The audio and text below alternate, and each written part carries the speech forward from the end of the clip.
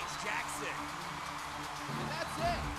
That is all she wrote for Hercules right there. Danielle Taylor throwing some heavy shots and ends the fight. Cutler is out. Insane airplane toss by Charles Krazy Garcia. Huge knees, two huge knees. And there she is, Ronda Rousey making her pro debut in excellent fashion. Jamie Colleen just destroying. Cutler says, no more, I'm out.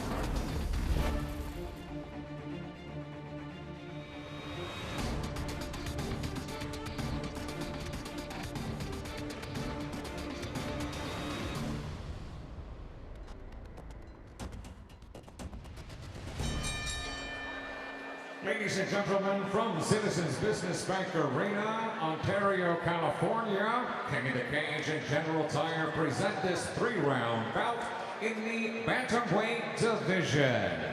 After the bell rings, your referee in charge of the action, Jim Blair. Introducing first, fighting out of the Lucas Oil blue corner, standing 5 feet 11 inches tall. Official weight 145.2 pounds. He represents Team Iron Man and 10th Planet Corona. Ladies and gentlemen, from Riverside, California, presenting Antonio Gonzalez. His opponent across the cage, fighting out of our General Tire red corner, stands at 5 feet 8 inches tall. Official weight, an even 146 pounds. He represents Alliance MMA. Ladies and gentlemen, from Escondido, California, presenting Guadalupe Miranda.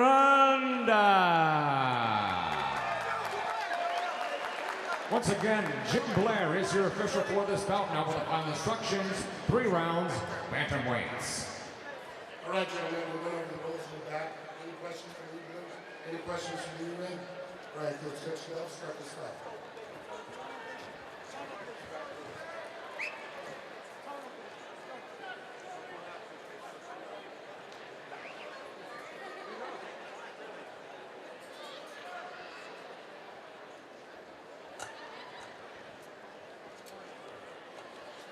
Here we are, round number 1. Antonio Gonzalez versus Lupe Miranda.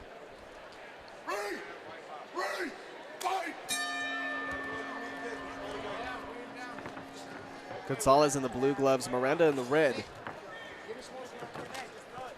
Gonzalez instantly going for some kind of drop, but doesn't really make any connection with it. Miranda's there to defend.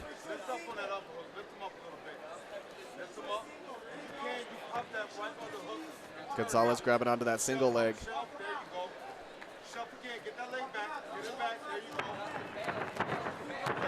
Miranda defending well, staying on that foot, didn't get thrown down.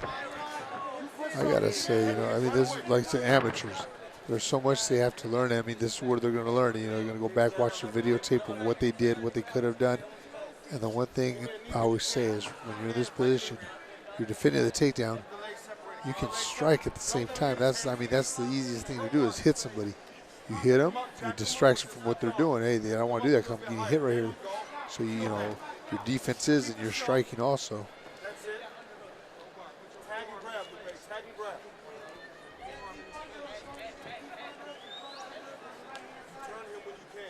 Gonzalez determined to get something, trying to take things down to the ground since the beginning. Miranda not letting that happen. Yeah, Gonzalez doing a good job putting pressure on him, and he was using his head good against, you know, Miranda. But he's gotta be able to go down to the legs so he pull those legs out. Miranda just pushes off the fence and gets back to the center of the ring. Hey, he avoids that. Gonzalez now throwing some heavy strikes. Not a whole lot of accuracy or direction with them, but they're landing. More gut shots. That'll shake Miranda up, made him move. It usually does. Change the level, get the knee on the inside. Get the knee on the inside. There you go. Now let's see if Miranda can do something from this position. Oh, Miranda throwing some strikes of his own. Returns the favor.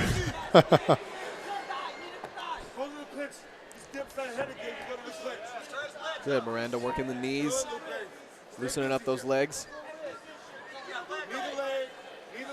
Gonzalez now dealing with the pressure. Keep scoring. His legs are together. Take him down. His legs are together. Couple of nice shots from Miranda there.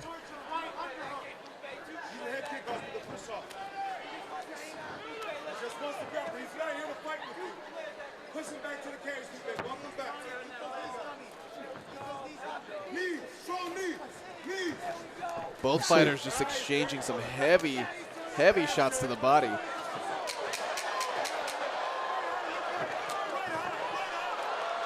I think Gonzalez was getting a little more of the power in those than Miranda, but they were both going back and forth good. Great performance. That'll conclude the first round. Let's look at the replay. Gonzalez starting things off, trying to go for that single leg. Didn't quite work out for him, and then he ended up against the fence for quite a while. Once I think Gonzalez realized, his movements weren't working, he just started chucking away at the body as much as he could, throwing a couple uppercuts in there as well. Then that forced Miranda to move, turned him around, and Miranda started returning with the same thing. Yeah, you know what? It's always funny when in amateurs, even in pro fights, you'll see when one guy does one thing and the other guy gets the opportunity to pay him back. Hey, he's going to do the same thing. Hey, I'm going to put you in this position. I'm going to do the same thing you did to me. Let's see how you like it. Exactly. Well, we'll see how it all develops. Stay tuned for the second round coming up. Here we are, round number 2. Once again, Antonio Gonzalez versus Lupe Miranda. Ready, fight. Both fighters having a pretty equal first round. Can't really give any direct predictions yet. Both fighters just slugging it out, dealing some good damage back and forth. Miranda doing a better job, pushing Gonzalez against the cage there. I think it had to do with his height. He got better leverage being a little lower.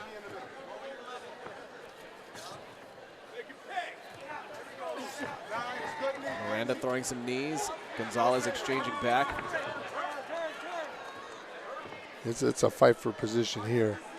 You see each guy, they're trying. It's like, look, I'm going to put you in the cage. No, I got to get off this cage and put you there. So, I mean, it's good. I like it. They're both trying to get the dominant position. They're not just sitting there like, okay, I'm just going to take it from here, do this, do that.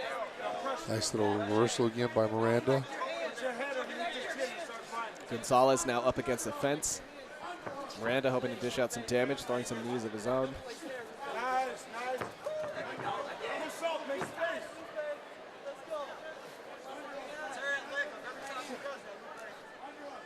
And this match has almost entirely been clinched up against the fence in the same position. I tell you, Miranda's getting some nice clean shots in there. They're little short little pots, but he's getting them in there quick.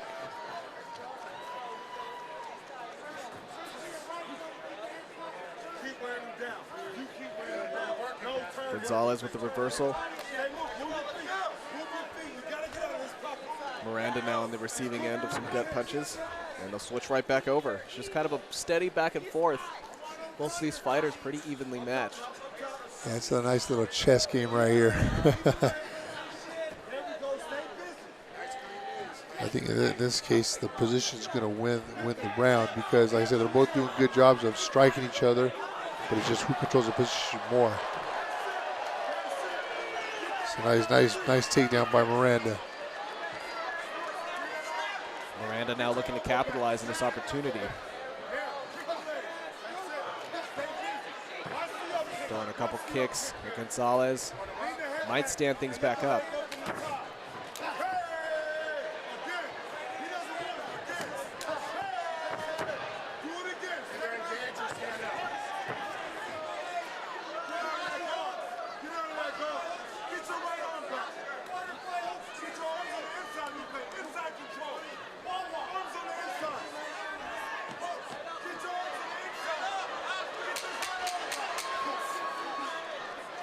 Not much time left here, but just under look 10 at that. seconds. That's a strong finish right there by Miranda. Exactly. Making sure the judges see, look, hey, I want this round to be mine. Yeah, exactly like you said, Miranda doing a great job finishing off that round. Let's take a look at the replay. I think maybe based off of that final finisher, Miranda may have just barely taken that round just by a few points. But again, you know, it's a very even match, very close. Both fighters throwing roughly around the same shots, landing the same. Miranda did get that takedown, landed a couple of nice shots this round. Maybe this will go to him, but it's going to take it to the third. We'll have to see how it develops. Yeah, I would say that'd be the only thing I would give him around that takedown. And then, you know, being on top right here at the end. Round number 3. Let's finish this.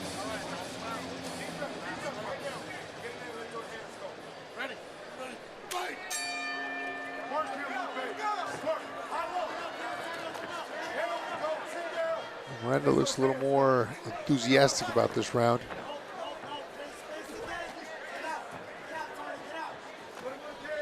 Gonzalez now getting pushed up against the fence.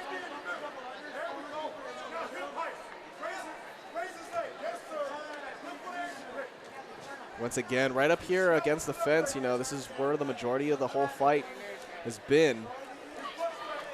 Both fighters just switching back and forth, reversal after reversal. Miranda now landing some nice shots. Nice body shots right there. He's going for that takedown again. Gonzalez not going to let it happen. Did a good job tying those legs up with his legs. Whoa. Oh, but Miranda gets it.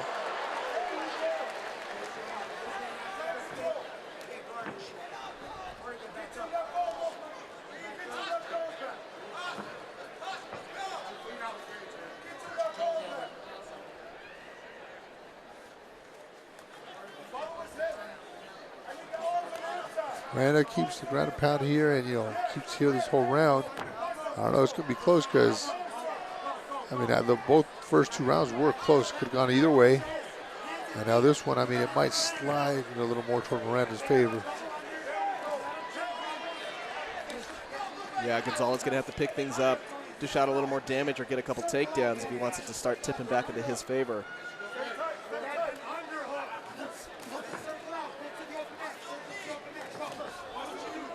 Gonzalez with the knees and the kicks. Got to keep that up a little more first. Won't wobble him and then take him down.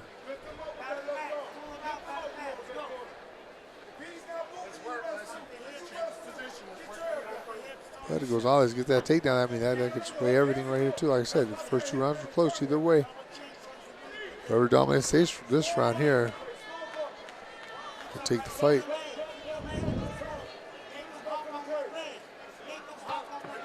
And the referee will split things up. We'll get a chance to reset here.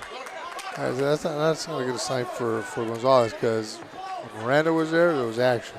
Gonzalez gets there, it's a stalemate. The ref's got to step in. Now they're slugging it out a little bit right there in a stand-up. Miranda forcing Gonzalez down to the ground.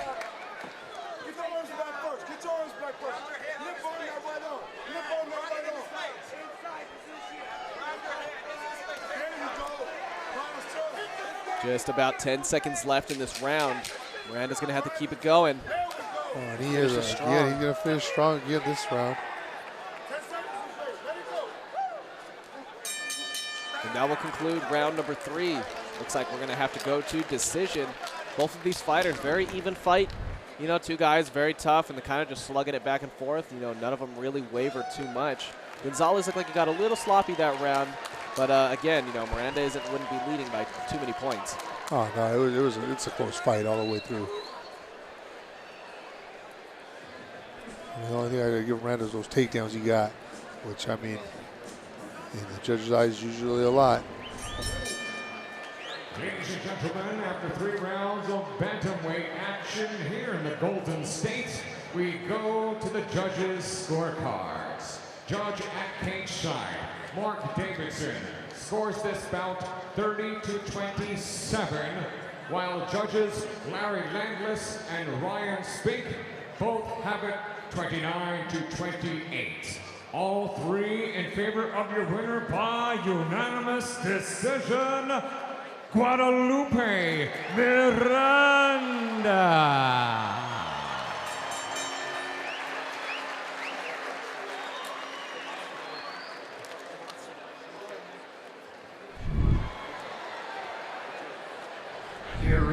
Jonathan Rivera.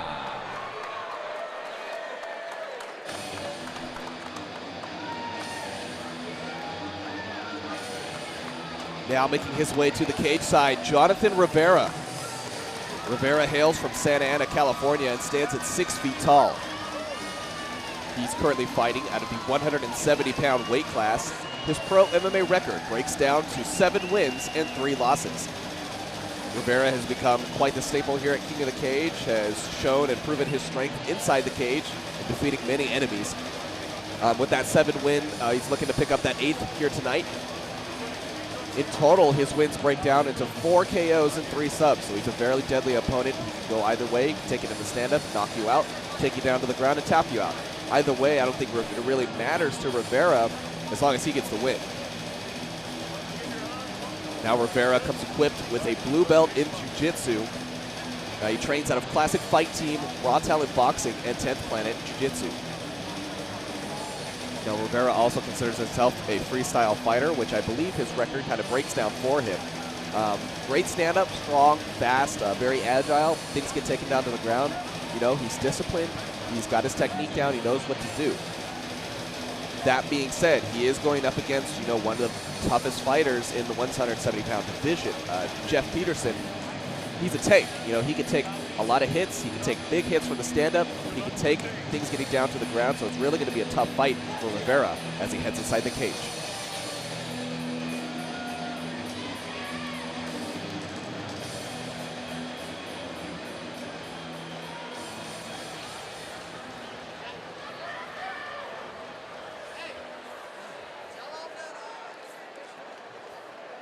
Here is Jeff, the Administrator, Peterson.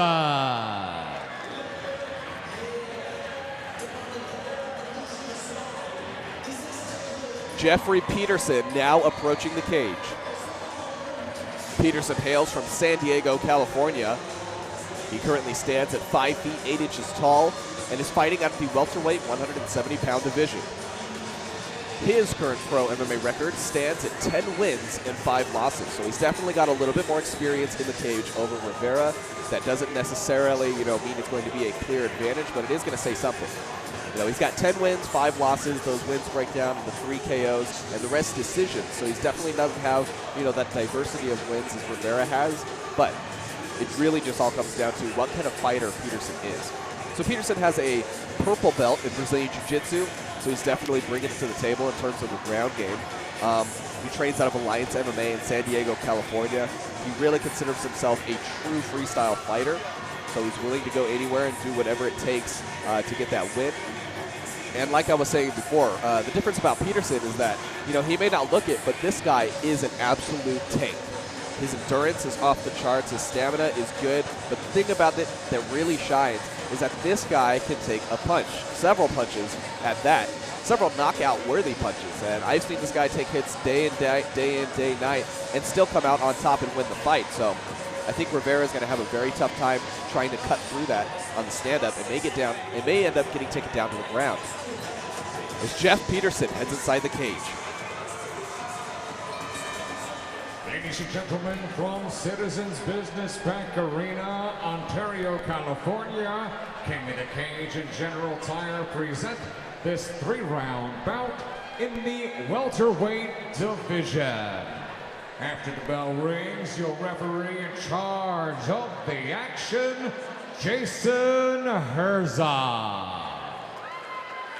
Introducing first, fighting out of our Lucas Oil blue corner, standing 6 feet tall, official weight 170.8 pounds. He represents the Classic Fight Team, Raw Talent Boxing, and 10th Planet of Orange. Ladies and gentlemen, from Santa Ana, California, presenting Jonathan Rivera.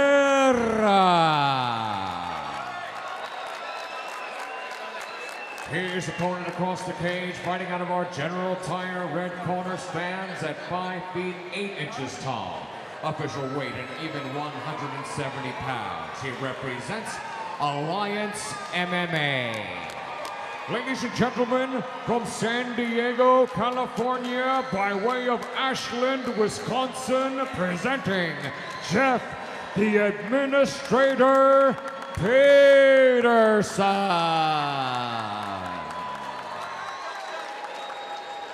Once again, Jason Herzog is your official for this bout. Now with the final instructions, 3 rounds, welterweights.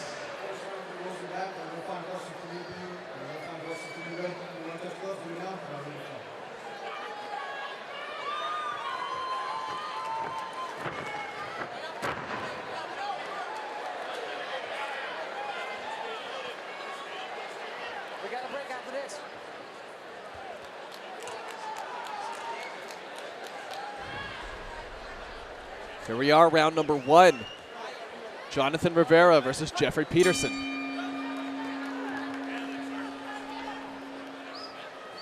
Now both of these fighters are great stand-up.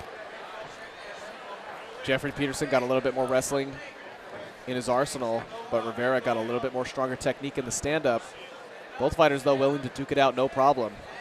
And we've seen Peterson before. He can take quite a punch.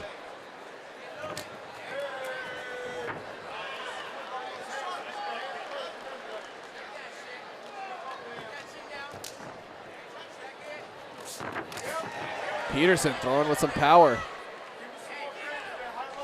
He knows he's at a disadvantage in that height and the reach, but he's closing it in, no problem.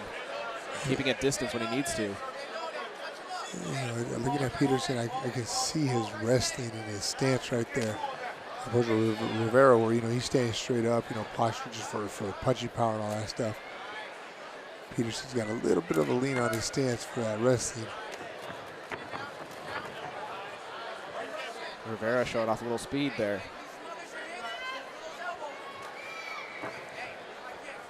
Rivera looking for that opportunity to close in. Peterson kind of just testing the waters, circling him around. I think he's setting up a takedown. Setting up, watching him punch, seeing how he's punching, what he's throwing, where the opening is.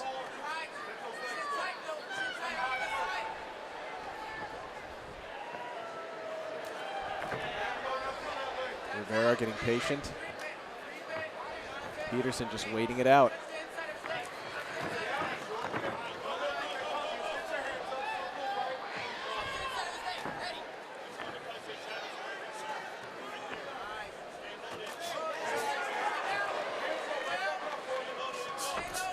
Peterson dishing it out.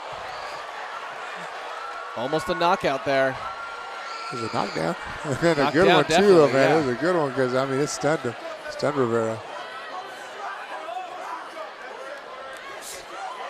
Now Peterson looking to close in that distance. Does have a wrestling background. Going to try to set something up here, I'm sure, or try to keep things on the ground. Who knows? Well, if he does his thing, wear him out at the bottom. So if he does get up, hey, those hits will be a lot more damaging.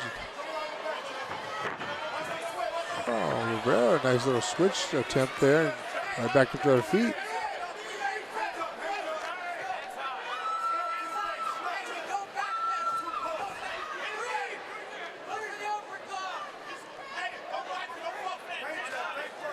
Rivera closing in. Moves in with a couple of strikes there. I don't know if that was a good thing that Peterson couldn't hold Rivera down. Because, he's got his wrestling background. He should have done, I think, a lot better to hold him down, wear him out a little bit so he wouldn't be standing right here, taking this damage. Yeah, we have seen Peterson before, though, in his past fights. He does like to duke things out, likes to keep things on the feet. May just be a matter of what his preference is this match. Yeah, well, he's got some power in those hands, so, can't take nothing away from that. And one thing about Peterson, he could definitely take quite a few punches. Rivera, though, just looking with a little bit more technique, waiting for those opportunities to open up where he can really deal some damage. Nice kick.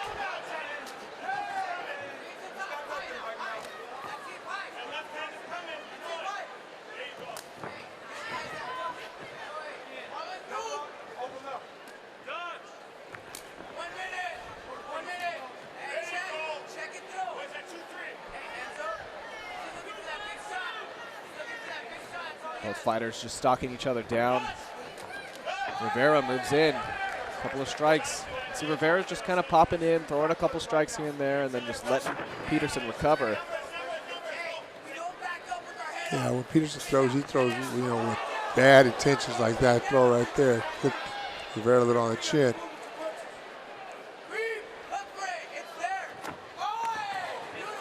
Rivera returning with a couple. Doesn't really land all of them.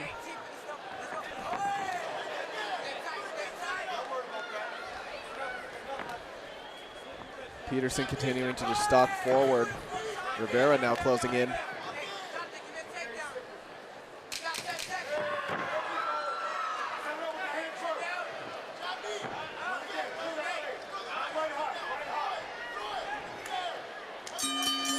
And that's it for round number 1.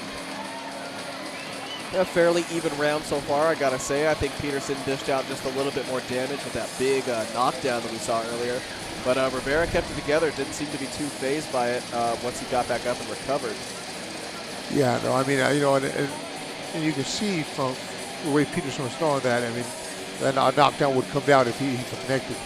And when he did, I mean, it did. And I was hoping to see Peterson hold him down a little more and wear Rivera out a little bit there before he went back up, because I think Rivera has a slight advantage just on the speed, you know, when they're throwing. No, definitely. I think you make a good point there. He definitely does have the speed. He was doing a lot of just popping in and out, testing out the waters. We'll see if his attitude changes coming up after the break. Round number 2, Jeffrey Peterson versus Jonathan Rivera.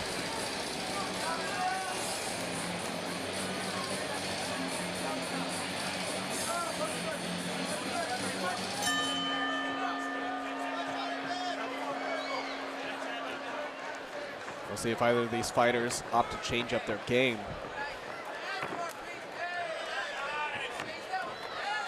Both fighters not looking too affected by fatigue yet. Rivera, though, coming off with some heat.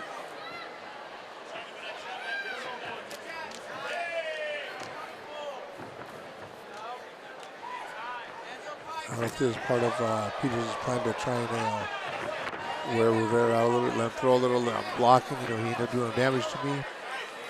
It's, you know, I say the same thing, study his movement, what he throws when his openings come in. Rivera just waiting for Peterson to approach. He's got flurries ready to strike.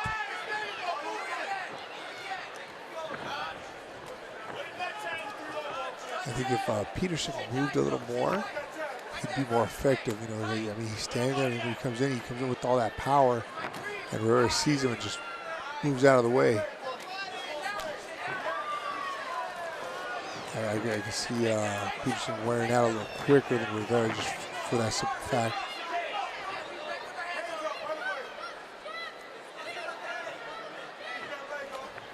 Rivera starting to land more punches. Peterson taking some damage.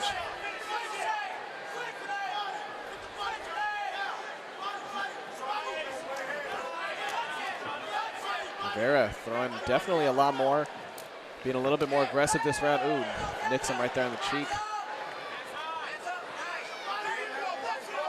It's part of fatigue right there, you know. I mean, Peterson, when he throws, I said, he throws like 100% and with a lot of power.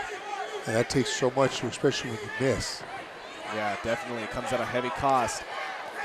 And Peterson, I mean, when he's throwing, Peterson went down Rivera. Ooh. Clipped a little bit on below the belt right there.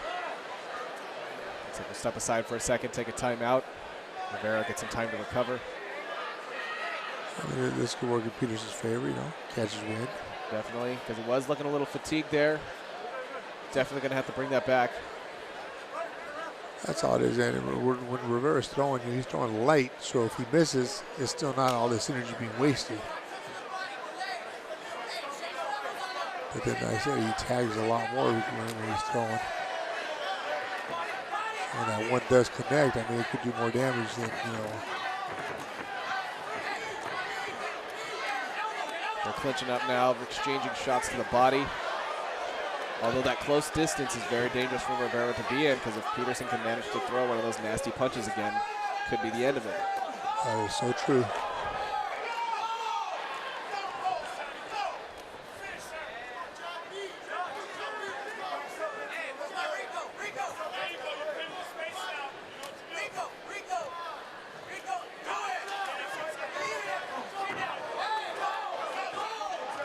Rivera staying strong in his stance, continues to move forward.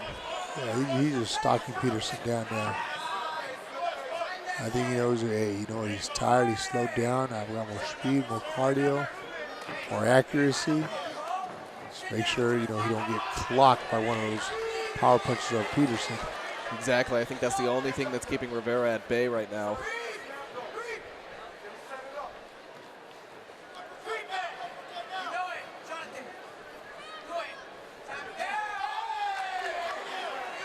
Yeah, Peterson definitely showing those signs of fatigue. He's dropping his hands. Rivera continuing to just keep that pressure going. It could be a setup too, you know, make your opponent think, hey, you know what, I'm tired, I got this, I got that. And just when the opponent opens up, you let him have it.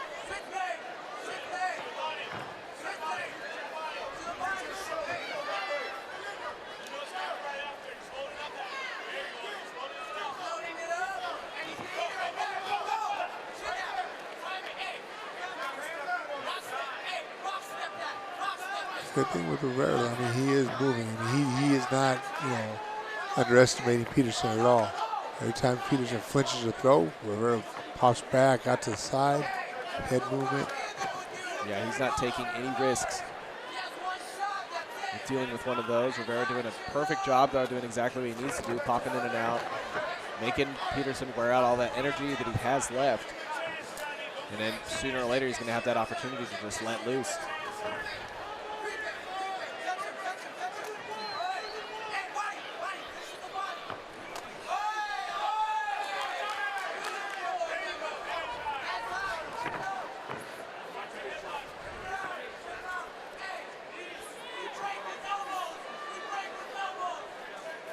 About 10 seconds left in this round.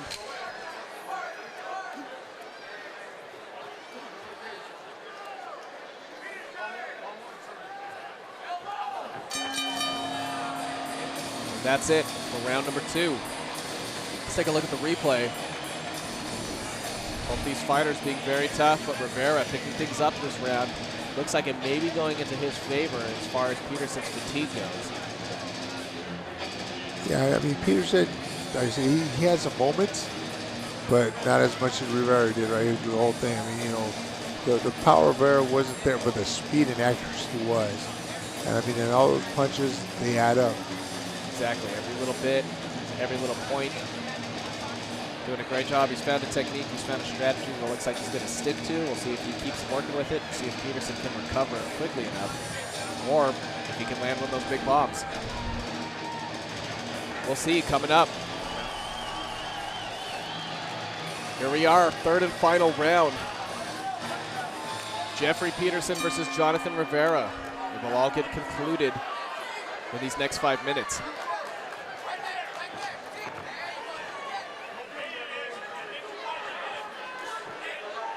Oh. It looks like another lower groin shot by accident. It's got to be very frustrating. You know, and the worst thing is that those shots, they are accidents and they come from fatigue. When you're tired, you just don't have the accuracy. You just fling the leg out there, and where it lands, it lands. Yeah, hope for the best, and unfortunately, it ends up in times like these. Yep. And luckily, it'll be a quick recovery, and they'll get right back into it. Peterson looking like he's mustering up that last bit of energy. That was a good kick by Peterson right there. Peterson trying to topple him.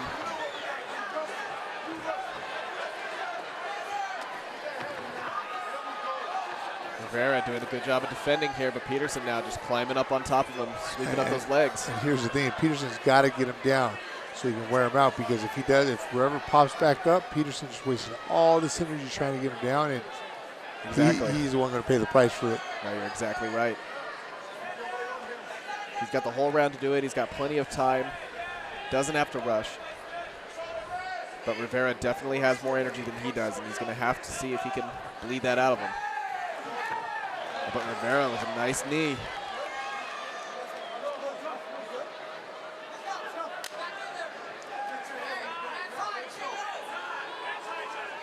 That's a little bit of good sportsmanship right there, you know. Rivera thought he did a low blow, so he's like, hey, you know, I'll make sure he's good before he goes in there. You know, you don't want to say, oh, you know, he won because of this or that. Peterson shrugs it off pretty quickly.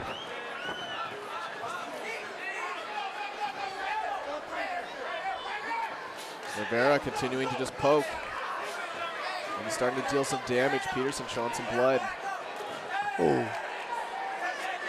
I mean, that's the bad part right now is that Peterson, he's coming forward, he's going for it, but when he's coming forward, he's leaving himself open. And he's getting popped at that as he does. So you start seeing that durability coming from Peterson. I mean, the man can take quite a few heavy punches to the head. I mean, he's just kind of racking up a lot now. Rivera's kind of just using him as an open target. Yeah, Peterson's not really doing anything now. I mean, he's moving. That's about it, though. I think he's getting moved with those punches and kicks. I mean, right now it's just toughness on Peterson's part right here, staying right there. Rivera just continues to keep plowing through.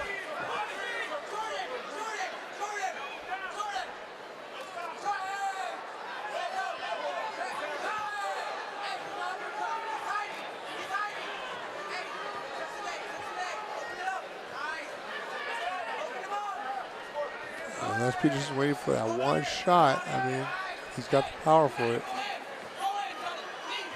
Rivera continues to move forward, just keeps throwing those strikes. Peterson, one last attempt to try to get that takedown. But Rivera knows better. He's not going to let it happen that easy, and I don't think Peterson has the energy to complete it. No, well, then after that, I mean, he did two stuffs with the, Peterson's trying to take him down, and that's all it takes. When you're tired and you try it twice, you're like, man. And you can feel it, your opponent's power, his endurance, all that. And Peterson just taking hit after hit. I think Rivera knows too. As long as he stays on his feet, moving around, they'll just sit there and get hit on. He's keeping a good distance between them. Peterson just taking hits. He's going to have to land something significant if he hopes to save himself. He's got just over a minute left. Some nice strikes from Rivera once again. I'm looking at these punches, I'm like, man, just throw one kick. There you go, throw some knees, throw a kick. Mix it up a little more, confuse them. And I mean, like I said, Rivera's doing a great job regardless, of everything he's doing. He's putting the pressure on Peterson. Peterson hasn't been really landing anything right now this last half of the round. Yeah, Peterson taking a lot of damage here. This isn't looking good in the judges' eyes, although he may make it to decision. I'll give him that. Oh, that was kind of a hard strike. Spinning backhand there. It was. That's Rivera getting a little too comfortable now, being alert to everything. Some interesting techniques here. Peterson now just experimenting, trying to throw whatever he can to get some hits in.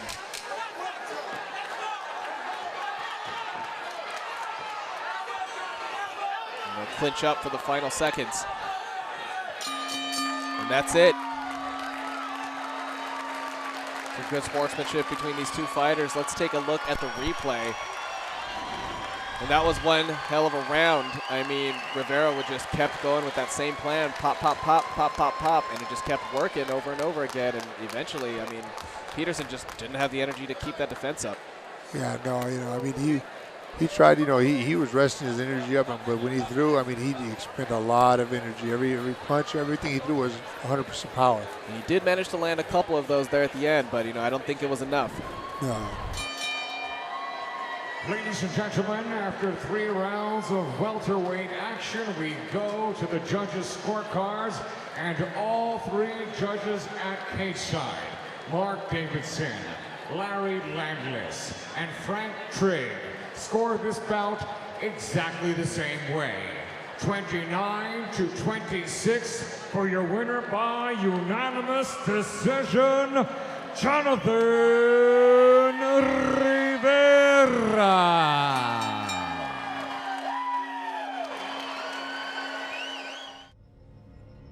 What I know about DeMarcus Brown is that he's a well-rounded opponent, and his striking is pretty good, and his ground is pretty solid. Juan, he's a cool guy. He's a very respectable guy. He's a good fighter. I know I've studied him a little bit. I've studied him a little bit. I tend not to worry too much about my opponents and focus on what I'm doing. But definitely, I've done my homework on it. My game plan for this fight, it's the usual. We're just gonna go in there and do us. Basically, nothing too crazy, nothing too weird. We're just gonna do us. I bring that fire. I bring new technique. I just bring exciting fighting to the cage. I'm unpredictable, and I just do a lot of things these guys don't see. When I face my opponent in the cage tonight, I'm gonna go in there and give it all, like always, and try to get the victory. We're gonna get the victory. You know, I'm always going in there. I'm looking for the knockout. I'm looking to technically knock my opponent out, and I'm just looking to do what I do. I don't try to do anything other than that's out of my ability or anything like that. I just go and I do what I do. DeMarcus Brown, let's have a good fight. Let's give the people what they want, a good fight, and wish you luck. Juan Beltran, just be ready to bring a fight. I'm coming in there all guns blazing. Let's do it. Let's put on a good fight for the people. Ladies and gentlemen, from Citizens Business Bank Arena, Ontario, California, King of the Cage and General Tire present our featured bouts of the evening. Sanctioned by the California State Athletic Commission, Commissioner John Carvelli, Chair, Executive Officer Andy Foster. It's in conjunction with King of the Cage Incorporated, President and Founder Terry Trevilcock Jr., Matchmaker Carlos Rivera, Promoter Jeff Mahalik, Timekeeper at the bell, Jill Trigg. The three judges scoring this match will be Mark Davidson, Larry Landless, and Frank Trigg. After the bell rings, your referee in charge of the action from East LA, Mike Beltran. And now, for the thousands in attendance and the millions watching around the world, Southern California, let's hear it. This is our main event of the evening. 3 rounds of MMA for the King of the Cage Super Fight title. Introducing first, fighting out of our Lucas Oil blue corner, standing 5 feet 9 inches tall, official weight 152.6 pounds. This Huntington Beach Ultimate Training Center fighter has a professional record of 6 victories, 8 defeats. Ladies and gentlemen, from Huntington Beach, California, by way of Houston, Texas, presenting DeMarcus Bang 'em Up Brown.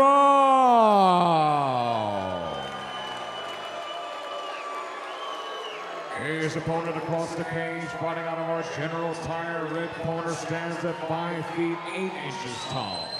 Official weight, 144 pounds. This mini gym and CKJJ fighter has a perfect professional record. 6 bouts, 6 victories, no defeats. Ladies and gentlemen, from El Sereno, Los Angeles, California, presenting the undefeated Juan Sin Miedo Beltran.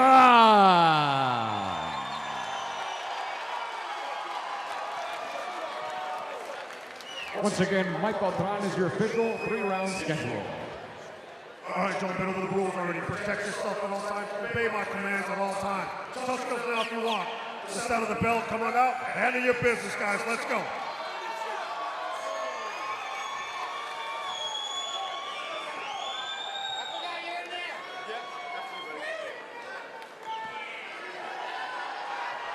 Here we are, round number 1. This is our main event of the night. DeMarcus Brown versus Juan Beltran for the King of the Cage Super Fight title.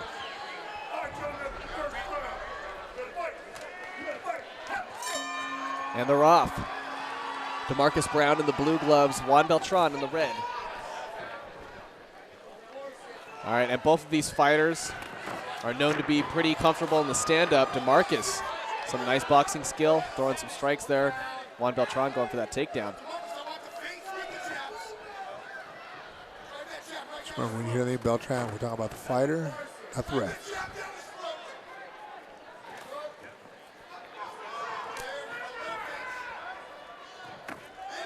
Beltran with some strong kicks.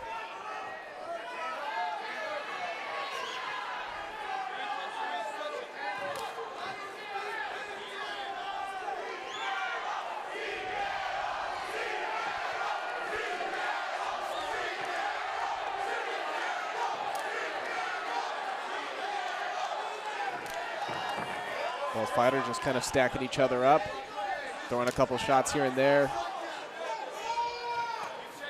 Brown staying right out of Beltran's reach. And then just coming over those quick little kicks like that. I mean, I'm wondering if he's just waiting for Beltran to make that little mistake so he can come in with his hands.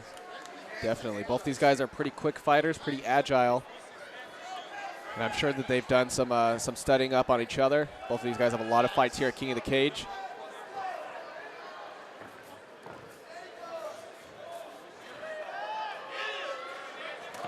Once again, we're here at the Citizens Business Bank Arena.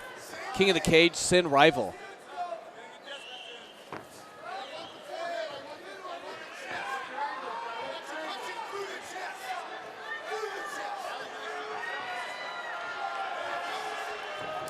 Beltran with some nice reflexes on those kicks. Now starting to learn the pattern of DeMarcus Brown.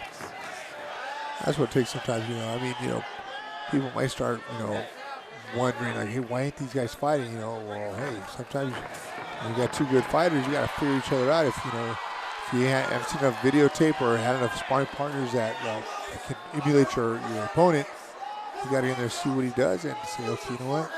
Okay, he's doing this, he's doing that. Okay, I can get him here.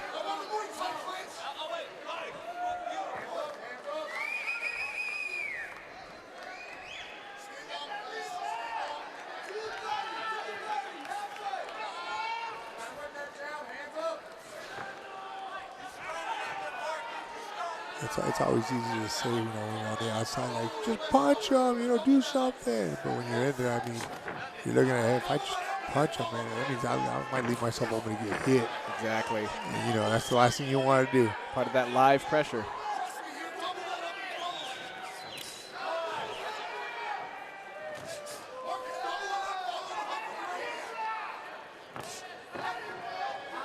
DeMarcus Brown continuing to walk forward. Beltran just looking for that right opportunity.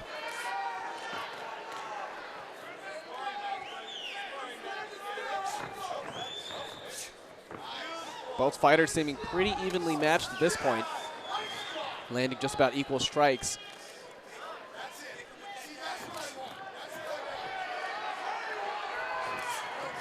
One big thing, you know, people got to realize too, hey, this is a title fight.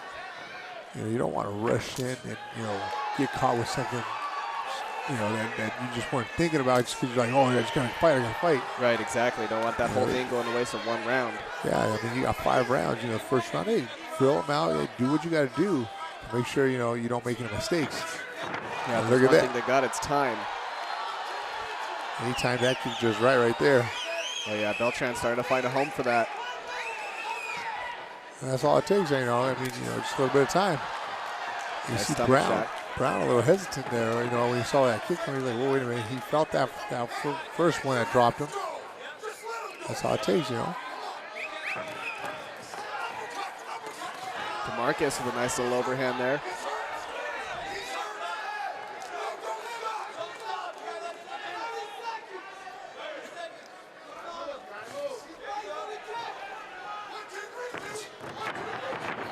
Oh yeah, Brown's front leg, he's feeling those kicks.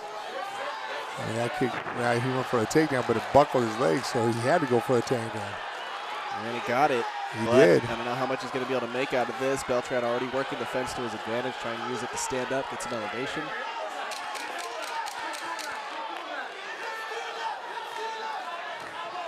DeMarcus, though, starting to turn it back into his favor. But just not enough time. Let's take a look at the replay.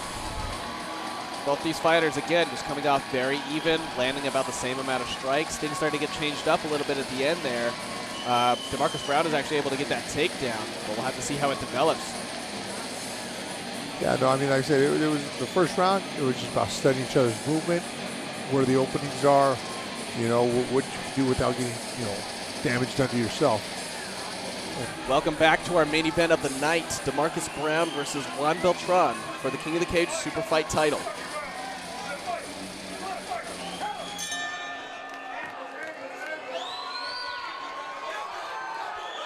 Both fighters coming off of a very even first round. Can't really give the advantage to anybody yet.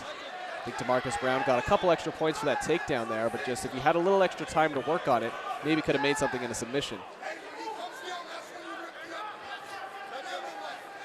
Let's see if Beltran picks up on that leg again, you know. I know, there it is right there. Because there's a lot of times where I've fought and I kicked the leg and it hurt the opponent, but then I never went back to it. And, you know, my corner, you know, we're always telling me, like, why didn't you just keep kicking him? You could have finished the fight right there with that just a leg kick. But I was thinking about it. I was like, oh, well, I want to do this, I want to do that. Sometimes you guys go with what you see. Exactly. Damage this, work on it. Keep it up, keep it up. So many factors, so many variables, different results. Juan Beltran taking the back now. He's getting those hooks in. Land him out. DeMarcus Brown looking to be maybe in a little bit of trouble here.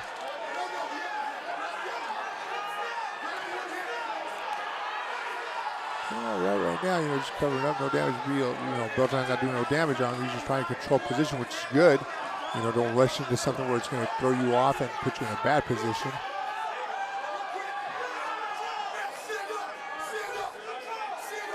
Beltran continuing trying to get around that neck, trying to keep that back secured. Working for that rear naked choke. He's getting it in there a little bit.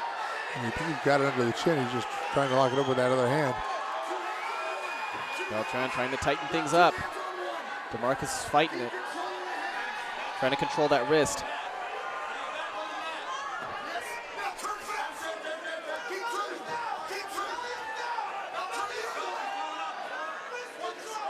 And Beltran's got that figure four, you know, around Brown's waist, and I mean, it makes it hard to try and turn it and face your opponent when you got a figure four on you. It's a pretty good lock. And they're still, I mean, second round, they're not all super sweaty, you know, where they're slippery and, you know, stuff like that. Right, they still got some traction. Yep. Beltran just locking it in there. And Brown's trying everything he can, you know, get Beltran off. Beltran looking like he's in trouble. I mean, not Beltran, DeMarcus Brown. It's in there, but I mean, it's still, I mean, That's it. Yep. Great choke right there. Wasn't even all the way behind him. I was going to say it was off the side, but I think it just hit him in the right spot. Exactly. Great performance from Juan Beltran, the new King of the Cage Super Fight title champion. Let's take a look at the replay. Beltran doing a great job. I think he spent that whole first round just studying, learning all the patterns of DeMarcus Brown, figuring out exactly what he needed to do. Got that plan, took him down to the ground, and just executed from there pretty perfectly and pretty swiftly at that. Yeah, I think, you know, beating up on that leg helped him out a lot, too. Because it took that leg away from Brown and made everything else easier to handle. Right, lowered that stability and just made it easy for him to slip in there.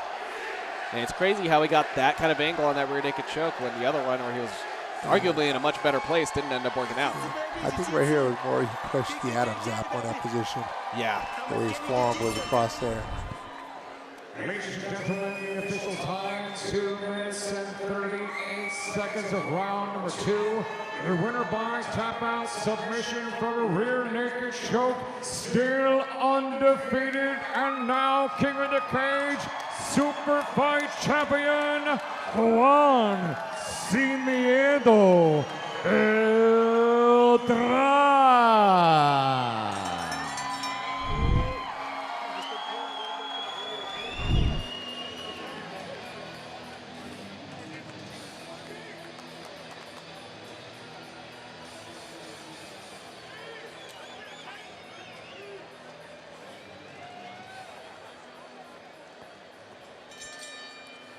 Ladies and gentlemen, from sensational Citizens Business Bank Arena, Ontario, California, King of the Cage and General Tire present this 3-round bout in the junior flyweight division. After the bell rings, your referee in charge of the action, Mike Beltran. Introducing first, fighting out of the Lucas Oil blue corner, standing 5 feet 5 inches tall. Official weight 125.8 pounds. He represents Fight Science MMA and the Systems Training Center. Ladies and gentlemen, from Torrance, California, presenting Ali Nazari.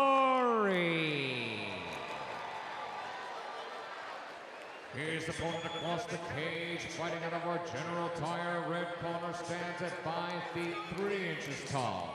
Official weight 125.6 pounds. He represents Bullpen Muay Thai and Peerless Brazilian Jiu-Jitsu.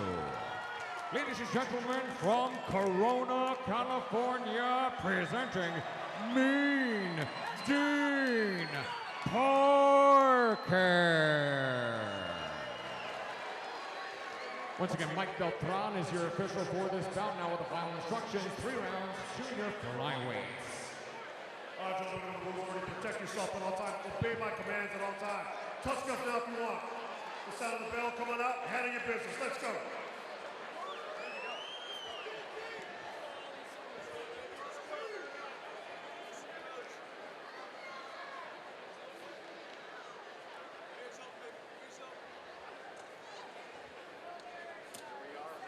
Here we are, round number 1. Dean Parker versus Ali Nazari.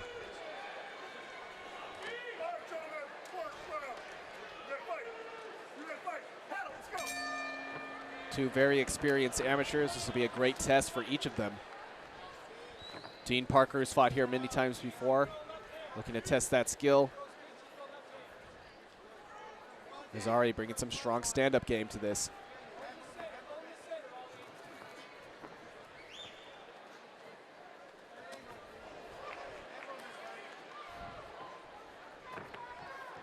Parker being very light on his feet.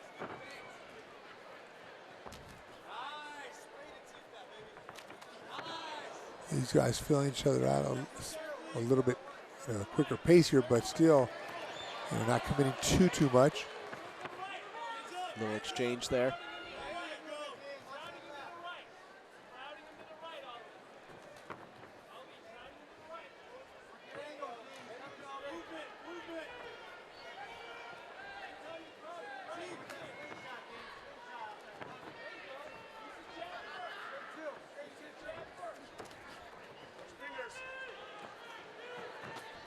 Parker taking his time studying that opponent. Nazari just trying to counter whatever's thrown. Nazari Muzo gets knocked down for a second there. Not sure if that was due to a punch or trip. I think it was more of a slip. I think he came in too hard, but he's paying the price for it right now. Yeah, definitely. Parker now just letting loose. Oh, the nasty knockout there. Parker just lets loose, takes advantage of that trip. Or that little slip there. And that's how the fight game works. You don't. All it takes is one mistake to be exploited. We'll take another closer look at that here. Both fighters are just testing the waters out, not really doing anything significant. A couple little scuffles, but nothing crazy. Nazari steps in and slips. And it just opened up Dean Parker for an opportunity to punish him right there. And right there, you see the knockout. 1 minute and 28 seconds of round number 1. Your winner by knockout, Mean Dean Parker.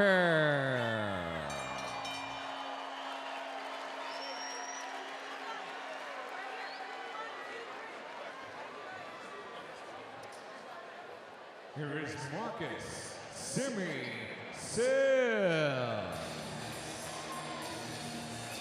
Marcus Sims now making his way to the cage side. Sims is hailing from Carson, California, by way of Sao Paulo, Brazil. He's currently standing at 5 feet 10 inches tall and fighting out of the lightweight 155-pound class. His current pro MMA record stands at 1 win and 1 loss. He's looking to pick up that 2nd win here tonight. Came off of a very strong amateur MMA record that ended with 4 wins and 1 loss. He's a great fighter to be looking at right now. Somebody, you know, he's relatively new in the professional division. Definitely someone to be keeping your eyes on. Very strong fighter, very agile, quick. He currently holds a purple belt in Brazilian Jiu-Jitsu and trains out of Squirrel Muay Thai in Ontario, California. Sims has a great stand-up game and an even better ground game. So really, any way this goes, you know, I see him having a good edge, but he's, you know, going up against the likes of Richie Palomino, has a little bit more experience than he does. We'll see how it plays out.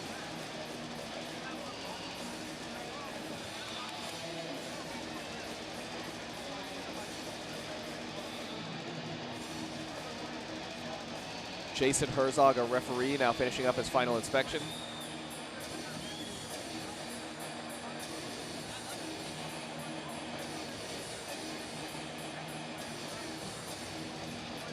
Marcus Sims heads inside the cage.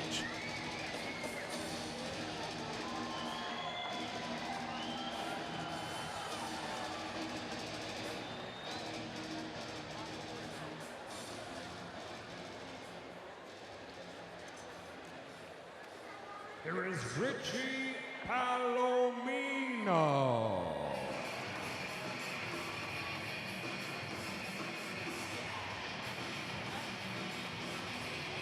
Now making his way to the cage side, Richie Palomino. Palomino hails from Santa Ana, California, and stands at 5 feet 9 inches tall. He's currently fighting out of the 155-pound weight class. His pro MMA record stands at 1 win and 2 losses. He came off of a very strong amateur MMA record, standing at 7 wins and 1 loss. So like I was saying earlier, he's got just a little bit more cage experience than Sims. You know, that may very well become a factor in this fight. Although Sims is definitely a very, very tough opponent to go against, you know, not only technically speaking, but just, you know, power-wise. Palomino trains out of Rounders MMA and boxing in Santa Ana, California. He considers himself a boxer with a lot of BJJ experience, obviously with that purple belt. You know, Palomino, we've seen him plenty of times here at King of the Cage before. He's got a lot to bring to the table. Very ferocious fighter. We'll see how he does as he heads inside the cage.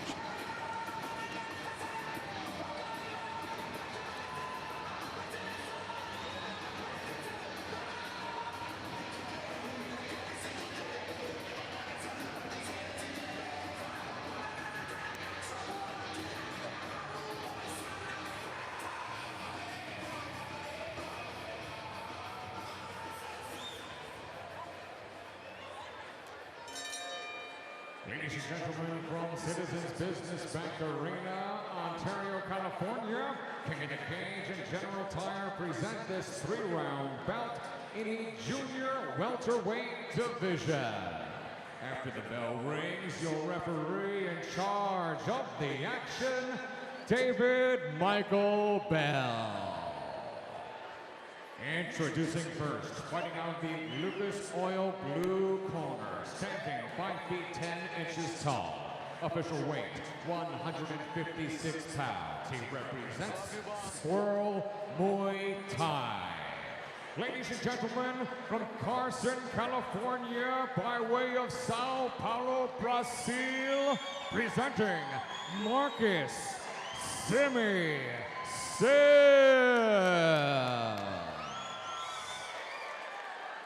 His opponent across the cage, fighting out of our General Tire red corner, stands at 5 feet 9 inches tall. Official weight, an even 160 pounds. He represents Rounders MMA and boxing. Ladies and gentlemen, from Santa Ana, California, presenting Richie Palomino.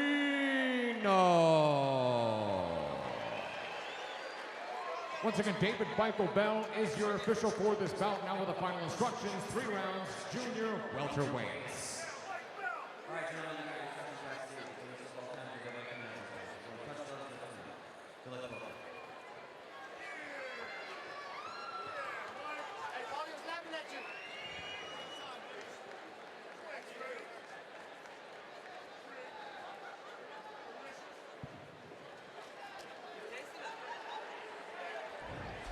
All right, round number 1. Marcus Sims versus Richie Palomino. Sims in the blue gloves, Palomino in the red.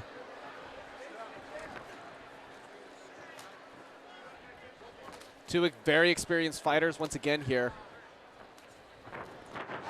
Oh, and Sims with a powerful takedown right there. Just rushed right in and knocked Palomino straight down. Palomino going for an arm bar. A little out of position.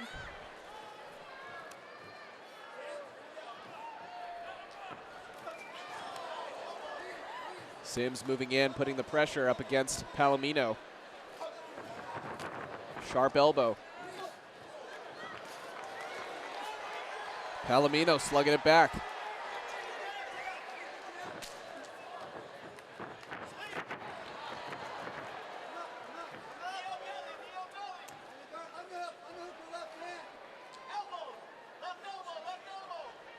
Sims looking to control things from the ground here.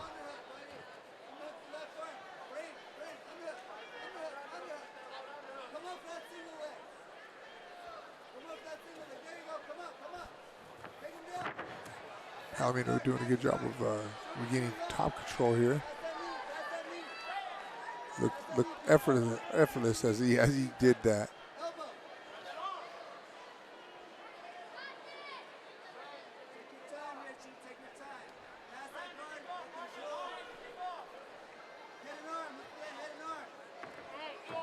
Palomino. And there it is. Easy as that. And man, when you get that in the right way, sometimes you don't even have to step across to, put it out. Shoulder fits right nicely inside there. Finishes quickly. Palomino takes the win. I mean, that just kind of happened really quickly. No doubt the Sims was doing a great job up until then, but I think it just, was a matter of positioning. Yeah, I mean, sometimes you get caught, and that's what happened there. He just got caught in that position. Exactly. Great job on Palomino's part, was able to spot that quickly and take advantage. Ladies and gentlemen, the official time, 1 minute and 45 seconds of round number 1. Your winner by injury TKO, Richie Palomino.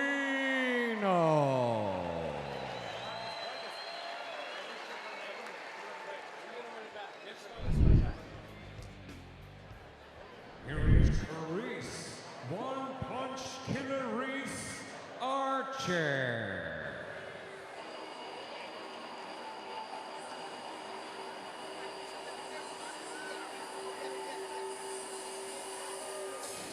Reese Archer now making his way to the cage side. Archer hails from Battle Creek, Michigan and stands at 6 feet tall. He's currently fighting out of the 165-pound weight class. His pro MMA record stands at 2 wins and 2 losses. Archer trains out of Team Body Shop and considers himself using a stand-up technique. He was very much a stand-up fighter, very tough. He's got a lot of power behind those punches. Definitely has that knockout capability. We've seen it here a couple of times at King of the Cage in the past. Definitely going to be bringing some sheer power to the table. But will it be enough to put away the likes of the tank Edson Gomez?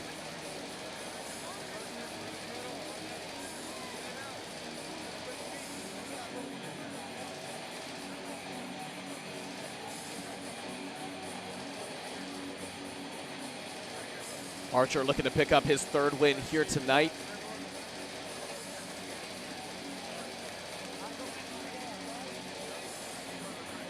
Once again, we're here at King of the Cage Sin Rival at the beautiful Citizens Business Bank Arena in Ontario, California.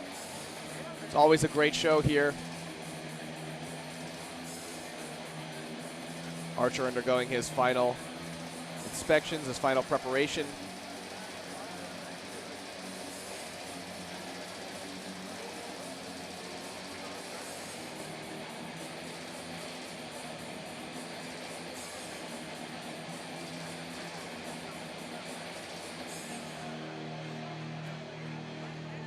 He looks just about ready. Reese Archer heads inside the cage.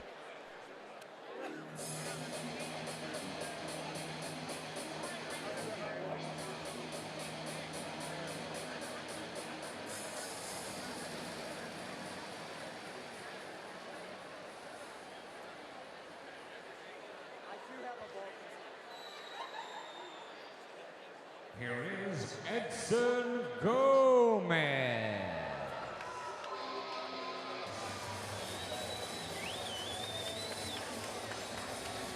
Now making his way to the cage side, Edson Gomez. Gomez hails from Upland, California, and stands at 5 feet 8 inches tall. He's currently fighting out of the 170-pound weight class. His pro MMA record stands at 3 wins and 1 loss. Gomez also came off of a very strong amateur record that ended at 5 wins and 1 loss. So he's got a lot of experience in the cage. You know, he's had quite a few wins. Very tough guy to put down. That's the thing about Edson Gomez. He can go the full round length if he needs to. He can go all the way to the end of the decision if he has to. He's got the stamina for it. And he's also got the endurance for it, just the raw, defense power. This guy could take several punches and still walk around like it's nothing. I think that's really going to be a frustrating thing for Archer, who's a stand-up guy. He's going to have to hit him really hard. He's going to hope to try to knock out Gomez. Now Gomez currently holds a brown belt in Brazilian Jiu-Jitsu, so he's also bringing some ground game to the table. If things get taken down there, Edson might end up taking things down to the ground because Archer is a very formidable stand-up fighter.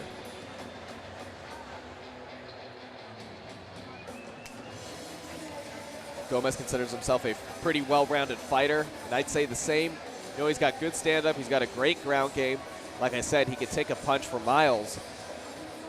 We'll see how he does. He's going to be a very formidable opponent.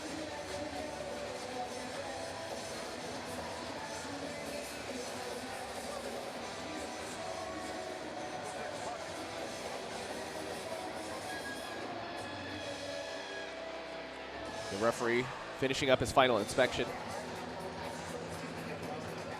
Edson Gomez heads inside the cage.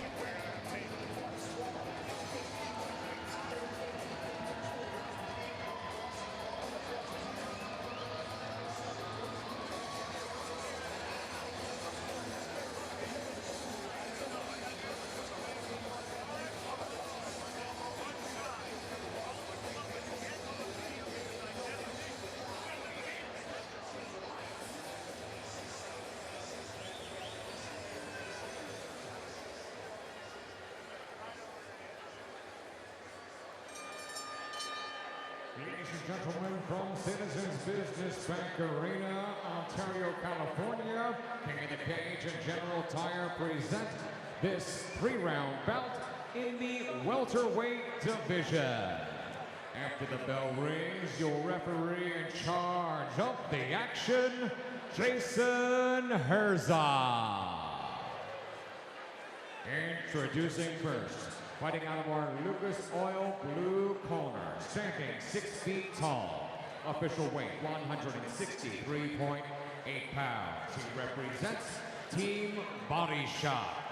Ladies and gentlemen, from Battle Creek, Michigan, presenting Carice, One Punch Killer Reese, Archer. His opponent across the cage, fighting out of our General Tire red corner, stands at 5 feet 8 inches tall. Official weight 167.8 pounds. He represents Combined Martial Science.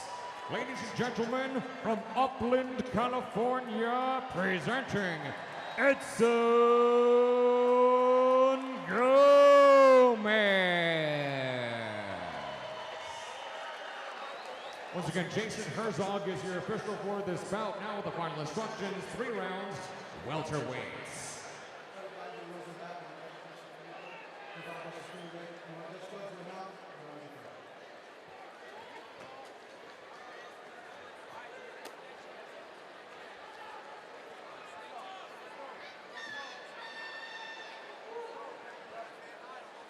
All right, round number 1. Carice Archer Page versus Edson Gomez. And it's on. Gomez in the red gloves, Page in the blue.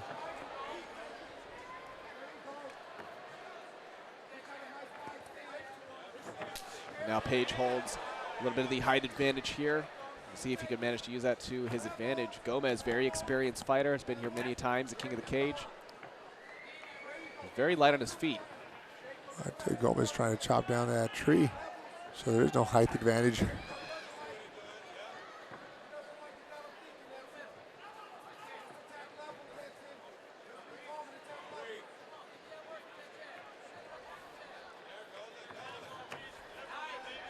Gomez doing a good job, just trying to stay right out of harm's way. Page, though, looking aggressive and ready to strike. Well, he's waiting. Every time Gomez comes in, you know, Page just fires away, tries to capitalize on his reach. He's got the advantage. He's trying to use it.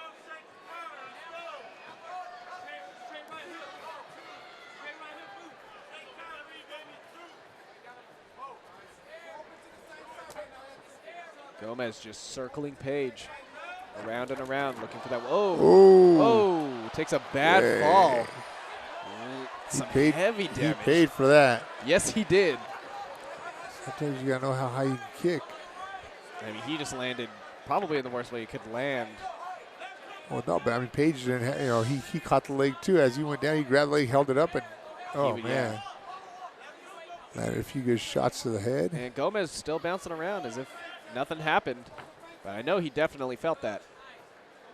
That's why there he goes again. Page looking a little concerned that maybe these strikes aren't doing as much damage as he intends. Catches the leg once again. Maybe Gomez should hold off on the kicks a little bit. Yeah, exactly. Go more toward the leg, a little lower.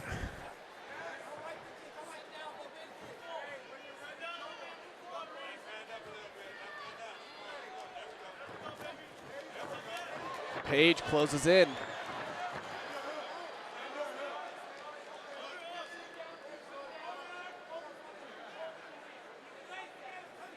Gomez looking for the takedown. This is where you want to be. Take away the height advantage, all that, neutralize it, and there you guys are the same. Page holding on to that neck. Gomez, the big knee to the side. And I know Page felt those because his arm moved right away.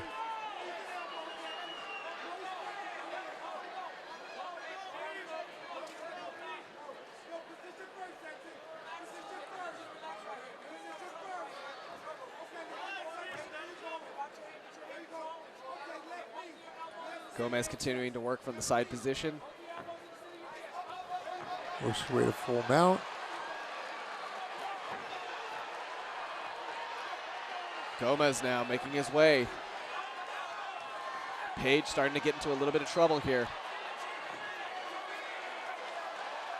Gomez in a great position.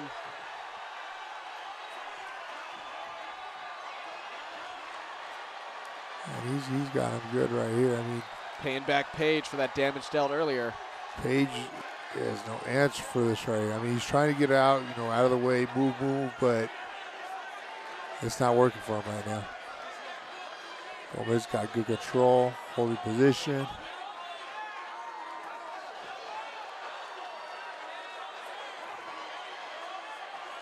All Gomez got to do is make a few of those shots count.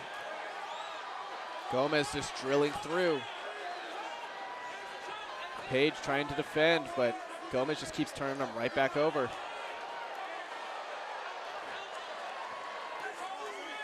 It could be over soon. I mean, look at that. Page is looking like he's running out of options. Slowly, you know, that defense is just crumbling. This can't go on for too much longer. And that's it. There's the call. Makes it drastic. I mean, just turns things around after taking those heavy hits in the beginning. It almost thought it was over for a second for him, but shrugged it off like it was nothing and completely turned it around. Yeah, I mean, once it went to the ground, it was a whole new world.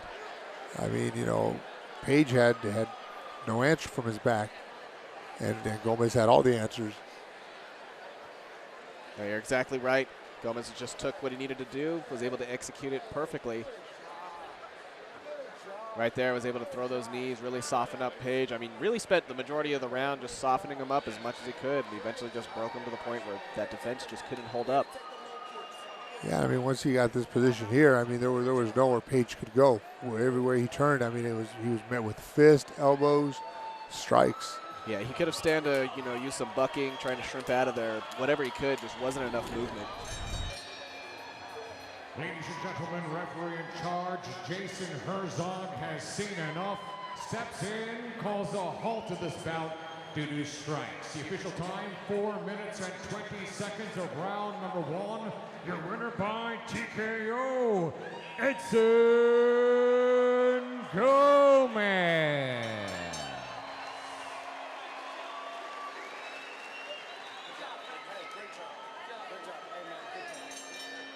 Ladies and gentlemen, from sensational Citizens Business Bank Arena, Ontario, California, King of the Cage and General Tire present this 3-round bout in the middleweight division. After the bell rings, your referee in charge of the action, Mike Beltran. Introducing first, fighting out of our Lucas Oil blue corner, standing 6 feet tall, official weight 187.2 pounds. He represents Elite Redondo MMA and Carlson Gracie South Bay. Ladies and gentlemen, from Redondo Beach, California, presenting Travis Williams. His opponent across the cage, fighting out of our General Tire red corner, stands at 5 feet 10 inches tall. Official weight 183 pounds. He represents Sequence Jiu-Jitsu.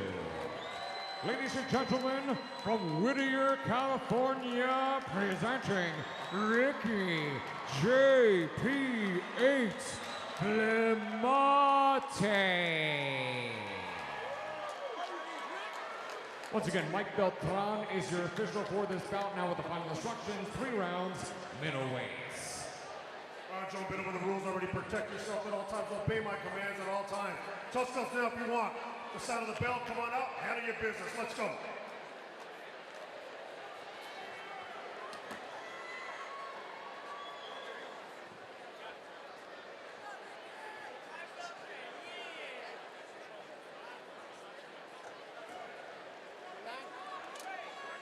Here we are, round number 1. Travis Williams versus Ricardo Flamante.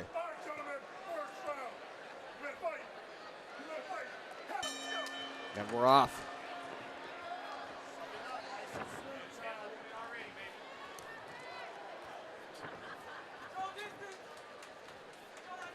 Both fighters testing out the water, staying patient.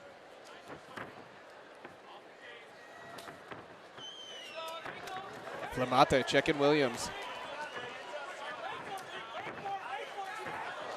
He got some good shots, Flamante is. Flamante looking to do some damage. Williams going low. Flamante bringing him down. Oh, but it ain't coming easy, though. Williams putting up a good fight here. Trying to stay up.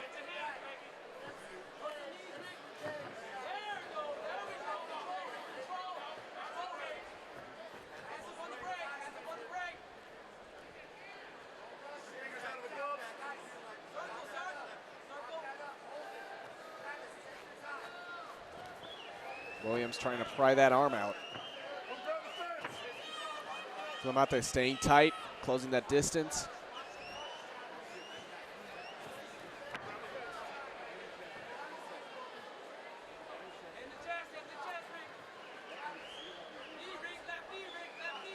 Williams gonna have to do just a little bit more. Keep the action going. Yeah, Flamante, hopefully, you know, like I said, I mean, if he just stays there, Beltran might just separate him because, you know, just holding him there ain't going to get you, you know, the position, keep that position.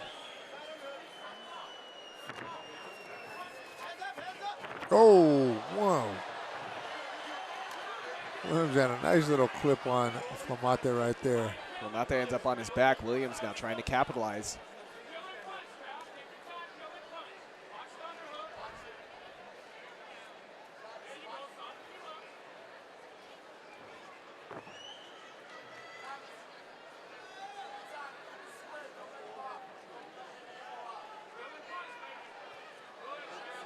Flamante trying to defend from the back. Williams just slowly pushing forward. Works his way over. Yep. Yeah, that's Flamante curling up. I mean, this might not be a good sign for Flamante. Williams taking over good right here. Keeps doing that, ref might just stop it. Yeah, Flamante was looking very much in control, very confident. Now starting to struggle a little bit here.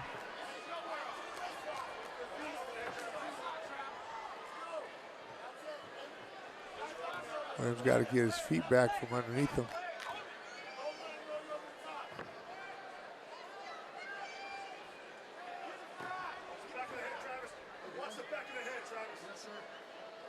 Little call from Beltran to watch the back of the head. Yeah, sometimes it's frustrating when you get in a position like this. It's like you ain't got the shot because you're on his back and he's covered up good. And it's frustrating because, like, where am I supposed to hit him? Exactly. It's a cantrell right there, but it's the only target that's open.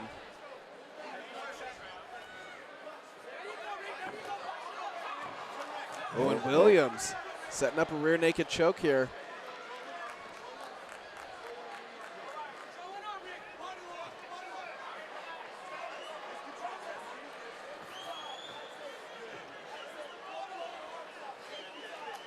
Williams could be onto something here, working really good.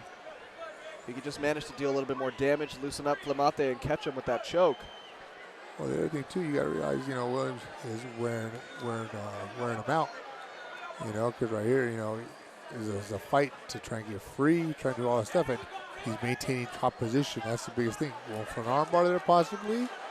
Look at that. You got it. He might have it. It's close. No. It's not looking good for Flamante. He's trying to turn into it. Positioning right here, you know, that's all it is. He's off a little bit. Williams trying everything he can, but look at that. Biggest thing is keep position, keep the position. Exactly, unsuccessful attempt, but it looks like it might not matter. Williams continues to just keep plowing through. Yeah, I think he got in a better position right there. Look at those strikes he's landing. Yeah, he's locking down that arm. Not a whole lot that Flamante can do. Not a whole lot that Flamante is doing. And that's it. Beltran calls a halt. I think Flamante's out. He might be, yes. Yeah, he was out for a little bit there. Yeah, I mean, those were straight shots to the head right there. I mean, just drilling looked through. Looked like he was covering up, trying to, you know, block, but. See right there, that punch that just knocked it to the ground, kind of just sparked the change for everything in this fight. Yeah. Williams just started turning things around, got some control on the ground, and yeah, managed to lock that arm down in a great position.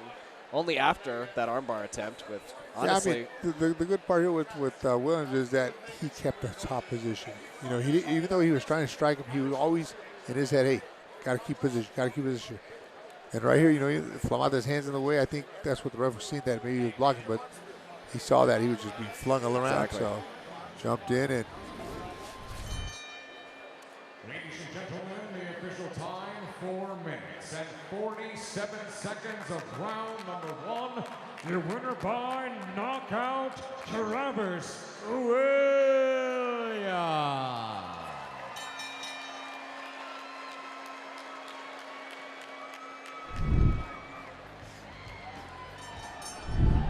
Ladies and gentlemen, from Citizens Business Bank Arena, Ontario, California, King of the Cage and General Tire present this 3-round bout in the bantamweight division. After the bell rings, your referee in charge of the action, David Michael Bell. Introducing first, fighting out of our Lucas Oil blue corner, standing 5 feet 8 inches tall, official weight 145 pounds. He represents Peerless Brazilian Jiu-Jitsu. Ladies and gentlemen, from Corona, California, presenting Arnold Joao Jimenez. His opponent across the cage, fighting out of our General Tire red corner, stands at 5 feet 7 inches tall. Official weight 145.4 pounds. He represents the Cage Combat Academy. Ladies and gentlemen, from Victorville, California, presenting Albert Valos. Once again, David Michael Bell is your official for this bout. Now with the final instructions, 3 rounds, bantamweights.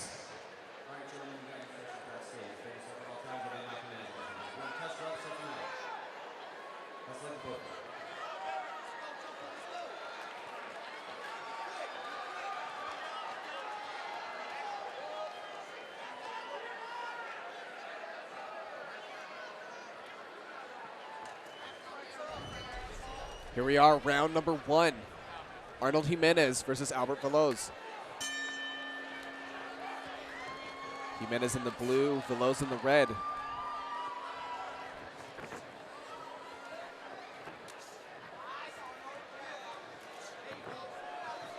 Both fighters coming off strong with the kicks. Valos closing that distance.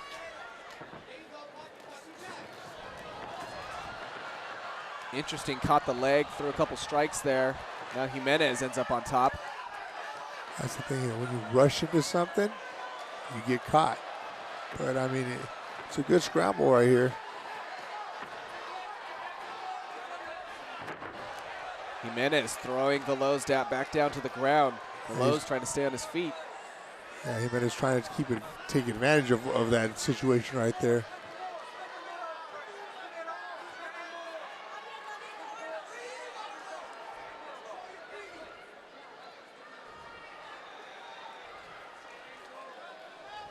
Valos trying to get a good position here to do, not sure what, but either drop some knees or take down.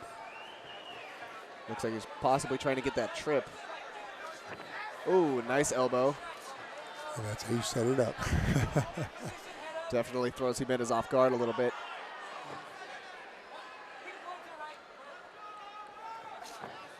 Nice knee from Valos.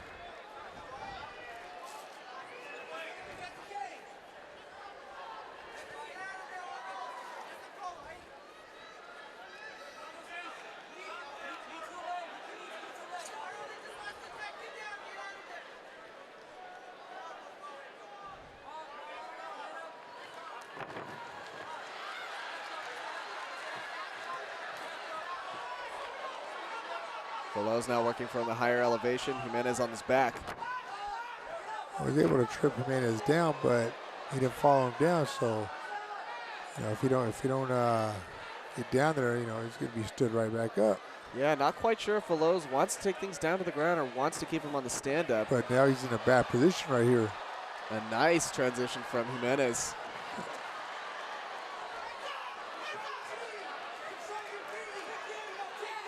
It's a very interesting fight, the way things are going so far. Jimenez doing a lot of work from the ground, but Valos wanting to stay up on the stand-up despite knocking him down. Well, yeah, I mean, and it's still the first round. These guys are fresh, so I mean, they got a lot of spring and everything. You know, they're going for it. There's no, I'm tired. Oh man, if I had a little more energy, man, they're going all the way right here. He's still got lots of time left, just over 2 minutes.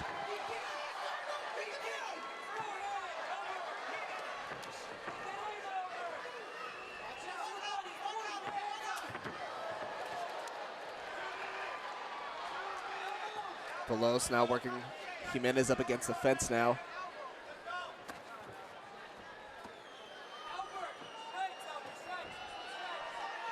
I was like, Valos going to try that trip again.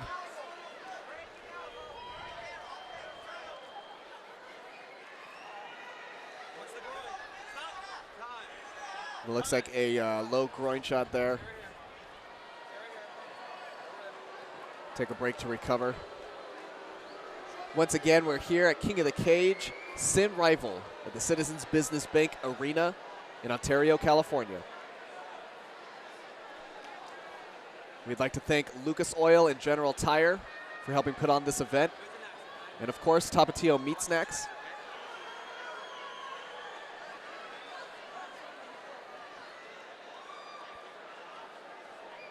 Valos getting a chance to recover here. Well, the good thing is it happened in the first round. If it was to happen, it happened in the first round, so you can't say, oh, you know, they're tired of this. I mean, it was just accidental. Right. They're just going for it, and it accidentally happened. Yeah, they've been spending a lot of time clinched up on the wall of the cage. A lot of knees getting thrown back and forth.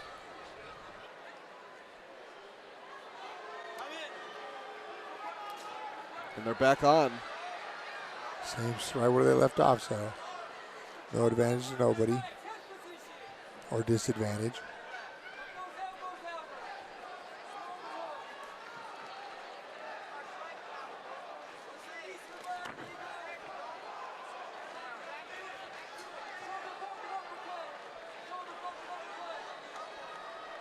Not a whole lot going on. They're mainly just struggling back and forth for power.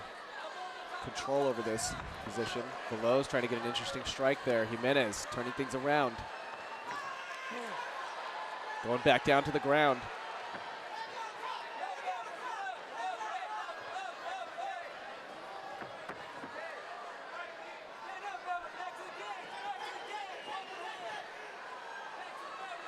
Jimenez doing a good job of following him down, staying on him. Getting his hooks in. Nice, rear naked attempt here. He gets his hands free. Jimenez locking in that body triangle.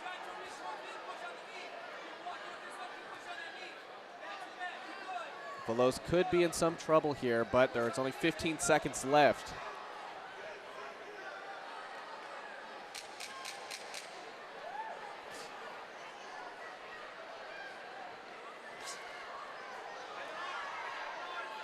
Yeah, from the position they're in, there's nothing. The bell saves. And that's it for round number 1.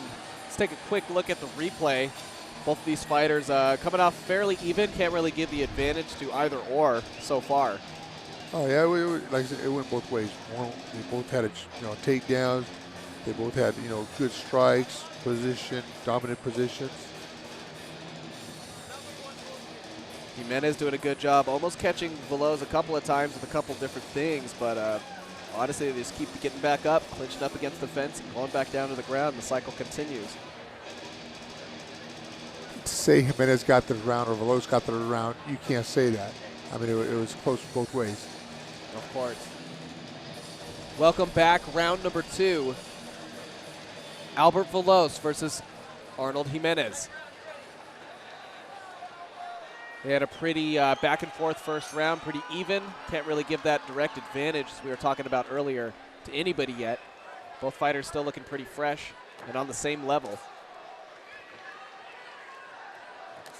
Yeah, this round should show something, sway a little more one way or the other, but that's not always the case. And when you got two fighters that are pretty evenly matched, this is what you get. It's a chess game. Who's going to make the mistake and who's going to capitalize.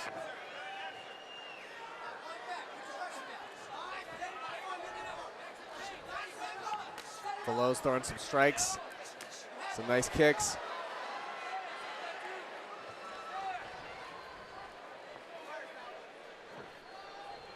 We got a whole new round, lots of time left. Two very patient fighters that can go the distance if needed.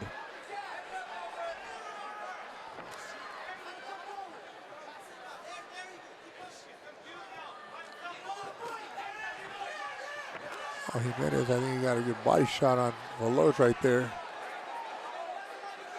A nice knee getting thrown. Valos switching things up, trying to take it back down to the ground.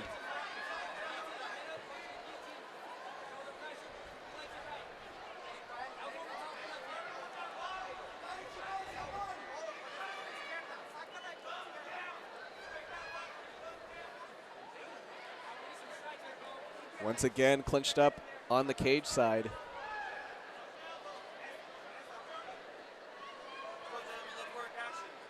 looks like the referee's calling for some action. They're going to have to stay busy.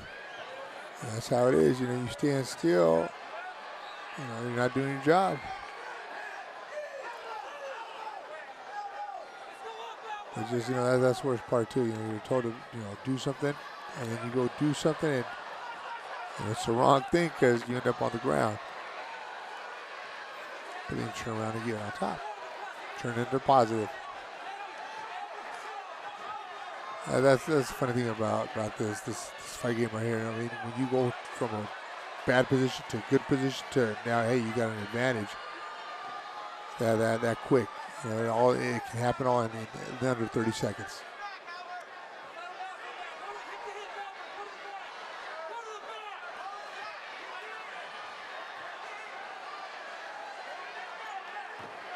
Valos now locking down the head. Looking to make something out of this. Try to get into a better position. Valos looking to take that back. Well, the positive here for Valos is that he's putting his weight on Jimenez, and now he's tiring him out more too. Just by him, even though it looks like they're not doing anything, hey, he's still holding him up.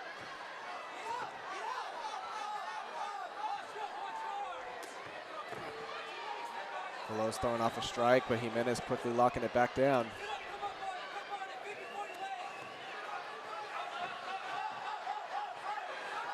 Jimenez now taking the back. You always got to be careful when you got two guys that know jiu-jitsu, because you're going for a submission. You leave yourself open for opportunity for your opponent to reverse it, get something off you. That's why Jimenez now he's got his back. Jimenez locking up those legs, keeping tight. Valos could be in a bad position here. Just under a minute left. Jimenez has time. Well, Valos doing a good job on defense here, locking up Jimenez's hands so he can't, go for the choke, which is the only thing submission you can get from here, or even he strikes. And he's neutralized him.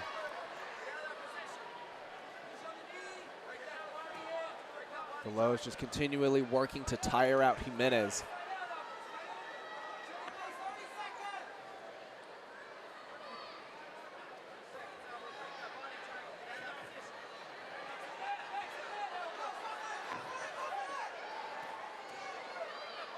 Jimenez still looking for that rear naked choke. He's going to keep sitting here. He's in a nice position. Valos keeps defending, though. He's doing pretty well. 10 seconds left. Jimenez splits off, but I don't really think he has time to do anything.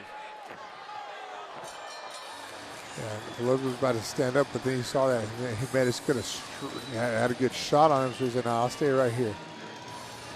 Let's take a look at the replay once more. Both of these fighters, once again, getting into another stalemate of a round. These guys are kind of just locking each other up, pretty equal in skill. Again, no clear advantage even after this round. Yeah, both fighters just dishing it out back and forth. Not a whole lot of damage really getting put back. Both these guys are blocking the attacks. Not anything huge, no clear significance. See if they can pick it up in the third round. Stay tuned. Here we are, third and final round. Welcome back. Jimenez versus Valos. We've had quite the stalemate between these two fighters the last couple of rounds. We'll see if one of them can manage to pick up a finish.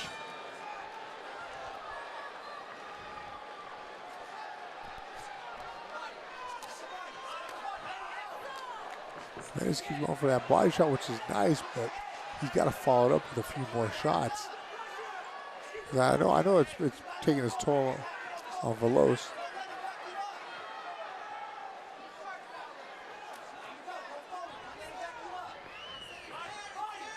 Jimenez pressuring forward.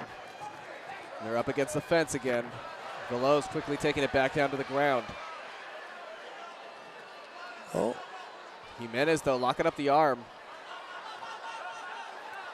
Valos with a nice job twirling out of there.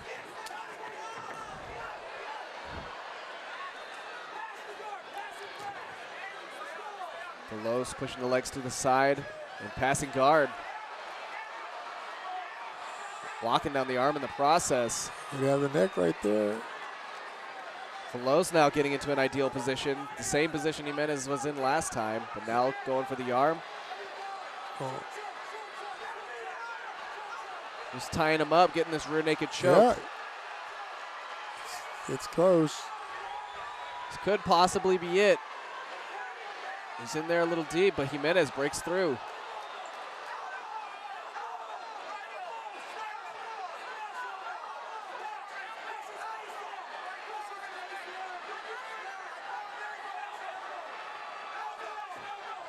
I mean, it's been a chess game the whole way through, and I mean, right now, Valos has got the opportunity right here to do something.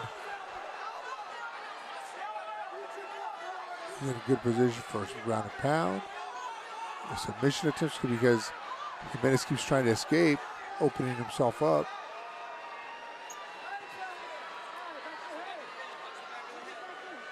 Jimenez has his arm locked up under Valos' leg there. Valos throwing some knees to the ribs.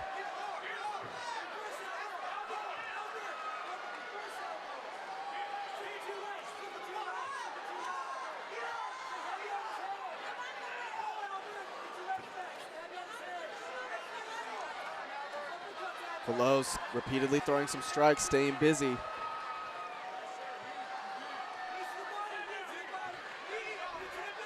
Valos having a good third round right here, you know. Doing a lot of good strikes with his hands, his legs, submission attempts, and holding control here. Position definitely.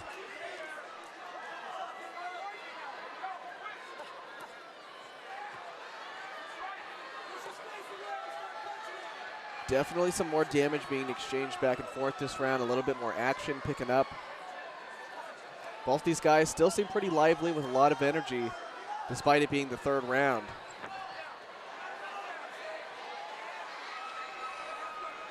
Valos now sliding in.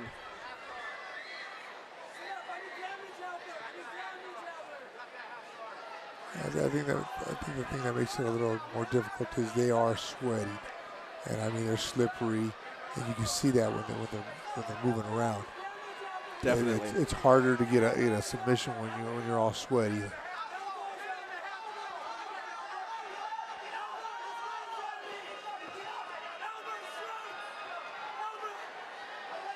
Valos passing the leg, trying to. Again, that sweat becoming a huge factor. And you can see right there, when Valos pushes on Jimenez, he just slides on the mat right there. Right.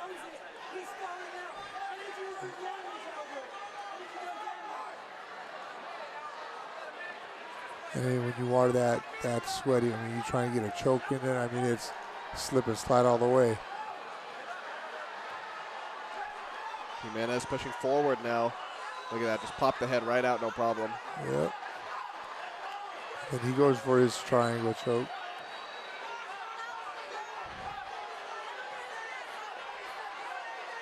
Jimenez now taking the back. They've kind of just switched back and forth, whoever's got each other's back.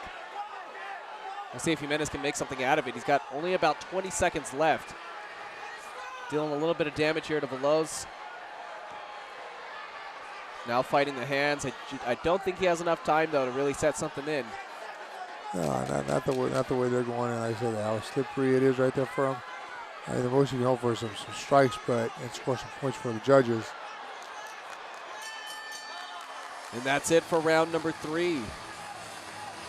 And it looks like it's going to have to be sent off to the judges for a final decision. Let's take a look at the replay in the meantime. This definitely seemed like a more active round compared to the last two. They were throwing a few more kicks, some more strikes, a little bit more active on the ground as far as switching back and forth. But once again, a stalemate. Neither fighter really showing any advantage over the other. Yeah, and I mean, what made it worse is, the sweat, the mat, everything is just all slippery. So, I mean, which in turn made it easier for them to switch. Ladies and gentlemen, after 3 rounds of bantamweight action here in California's Inland Empire, we go to the judges' scorecards. Judge at cage side, Mark Davidson, scores this bout 29-28 in favor of Jimenez. Larry Landless, 29-28 for Valos. And finally, Frank Trigg, 29-28 for your winner by split decision, Arnold João Jimenez.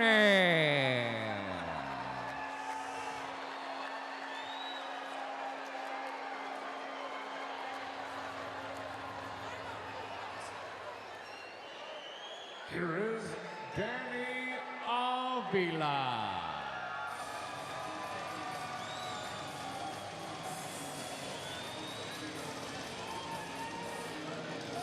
Danny Avila now making his way to the cage side.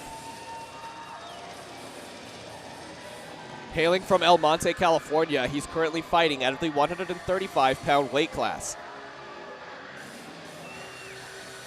This bout is scheduled 3 rounds at 2 minutes apiece.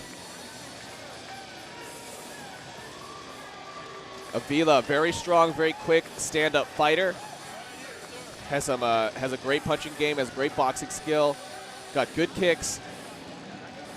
He's going up against the likes of Alan Martinez with a very strong jiu-jitsu background, so it's going to be very interesting, to say the least, where this fight's going to go.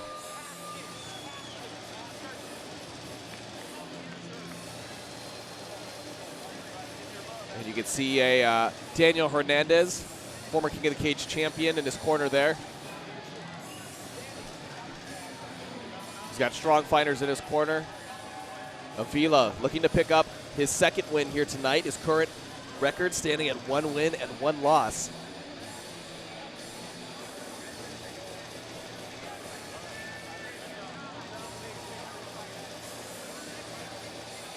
The referee now finishing up his final inspection.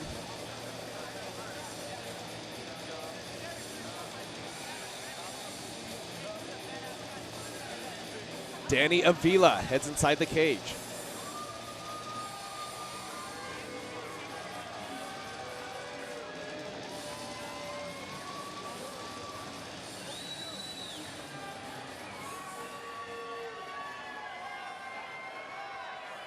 Here is Alan Superglue Martinez.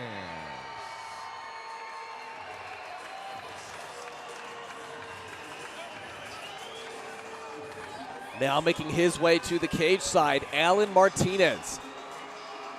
Martinez hails from Norco, California, and stands at 5 feet 7 inches tall. He's currently fighting out of the 135-pound weight class. He's looking to pick up his first win here tonight.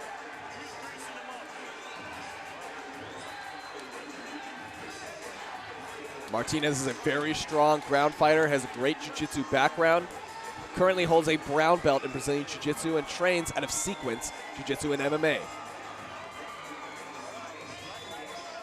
Of course, Sequence Gym, we've had lots of fighters coming out of their gym over the years at King of the Cage. All very strong Jiu-Jitsu fighters as well as stand-up. As you can see, Johnny Munoz right there in the corner as well.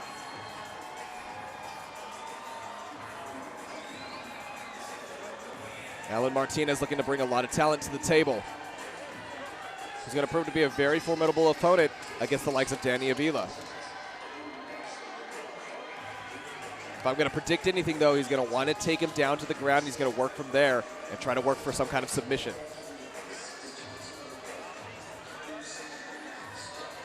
Alan Martinez heads inside the cage.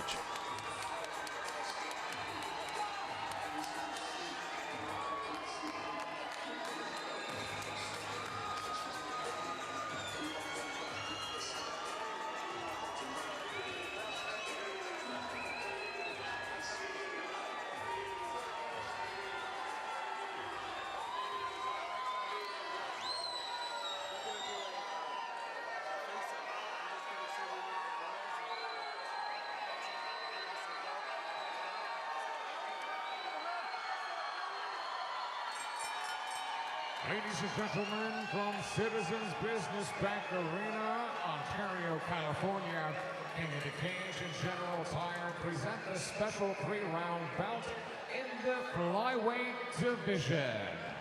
After the bell rings, your referee in charge of the action, Jim Blair.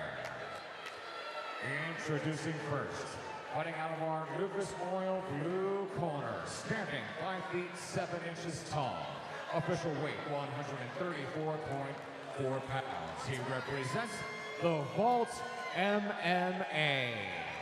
Ladies and gentlemen, from Sur El Monte, California, presenting Danny Avila. His opponent across the cage, fighting out of our General Tire red corner, stands also at 5 feet 7 inches tall. Official weight 135.4 pounds. He represents Sequence Jiu-Jitsu and MMA. Ladies and gentlemen, from Norco, California, presenting Alan Superglue Martinez.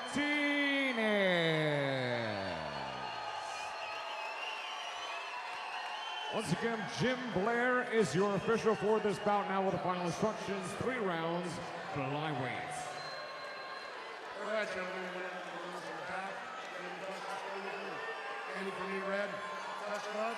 Let's get this fight started.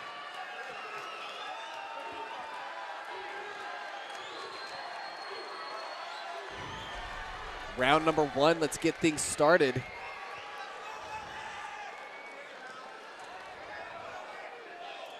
We got Alan Martinez versus Danny Avila. Martinez in the red gloves, Avila in the blue. And they're coming out quick too. Slugging away. Someone's going to try and get knocked out here.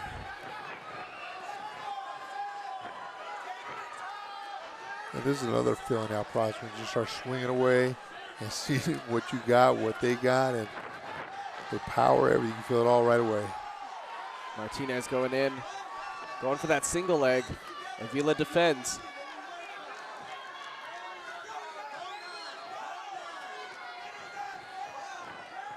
Avila throwing some knees. Martinez continues to keep pushing forward.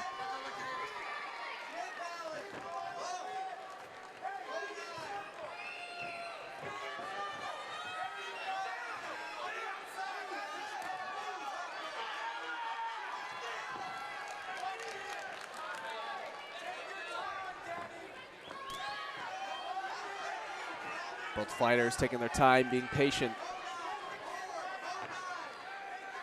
Good movement too, you know, they're moving back and forth, in and out. I mean, very light on the feet. Striking and dodge, head movement, everything. It's great. And these guys are swinging hard. It ain't a one-sided fight here. I mean, you know, both guys got a perfect chance of winning, depending on who lands the shot. Martinez taking things down to the ground. That quick, right back up.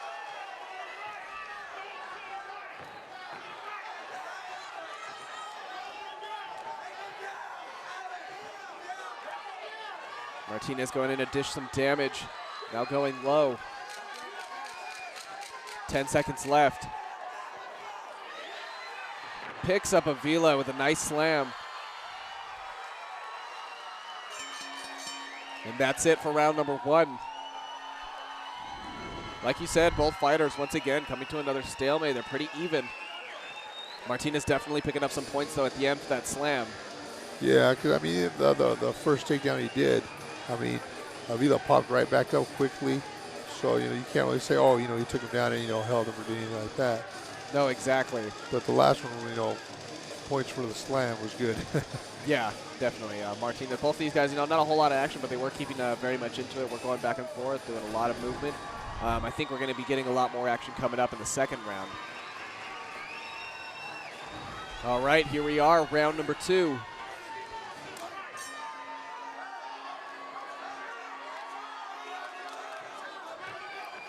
Both fighters moving forward, getting right into it. Yeah, just like round 1. They're going to skip a beat right here.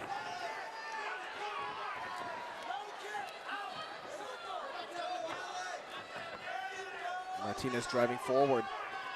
Avila taking a couple hits there, but still defending. Well, he's aware that Martinez is trying to do exactly that right there, and he was trying to avoid that.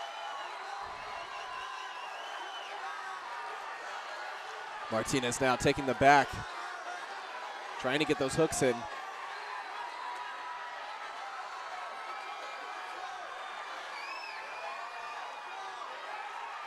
Oh, he's got a rear naked choke. Yep. That didn't take too long right there. That's it. Martinez takes the win. Both these guys had great amount of energy, and it really just came down to, like you said, whoever's going to land that the quickest. Martinez was able to settle in. Let's take a look at the replay. Both fighters coming out pretty aggressive in this round, slugging it out a couple times back and forth.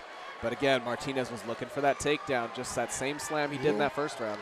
And you can see Valos was trying to avoid it, but I think when he got it here, he wasn't expecting the choke to come in, because when they went down, he was stretching him out, and just, I think he snuck it in there. Just like that, he was able to take the victory. Good job on Martinez's end. Stay tuned for the final decision coming up after the break. Ladies and gentlemen, the official time, 52 seconds of round number 2. Your winner by tap out submission from a rear naked choke, Alan Superglue Martinez.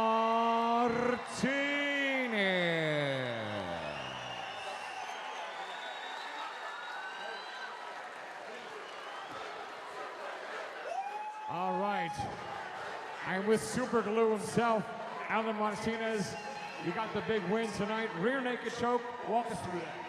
So basically, you know, I knew he was dangerous coming into this, but I know who's backing me. My team, Sequence MMA, my fans here tonight, I felt the energy, and I knew I was going to get the finish. It's a matter of time. Well, you look terrific tonight. What's next with Superglue and King of the Cage? We're going to keep moving on. One fight at a time, but we're going for that belt. Go pro. Let's get it. All right. Congratulations. Great win tonight.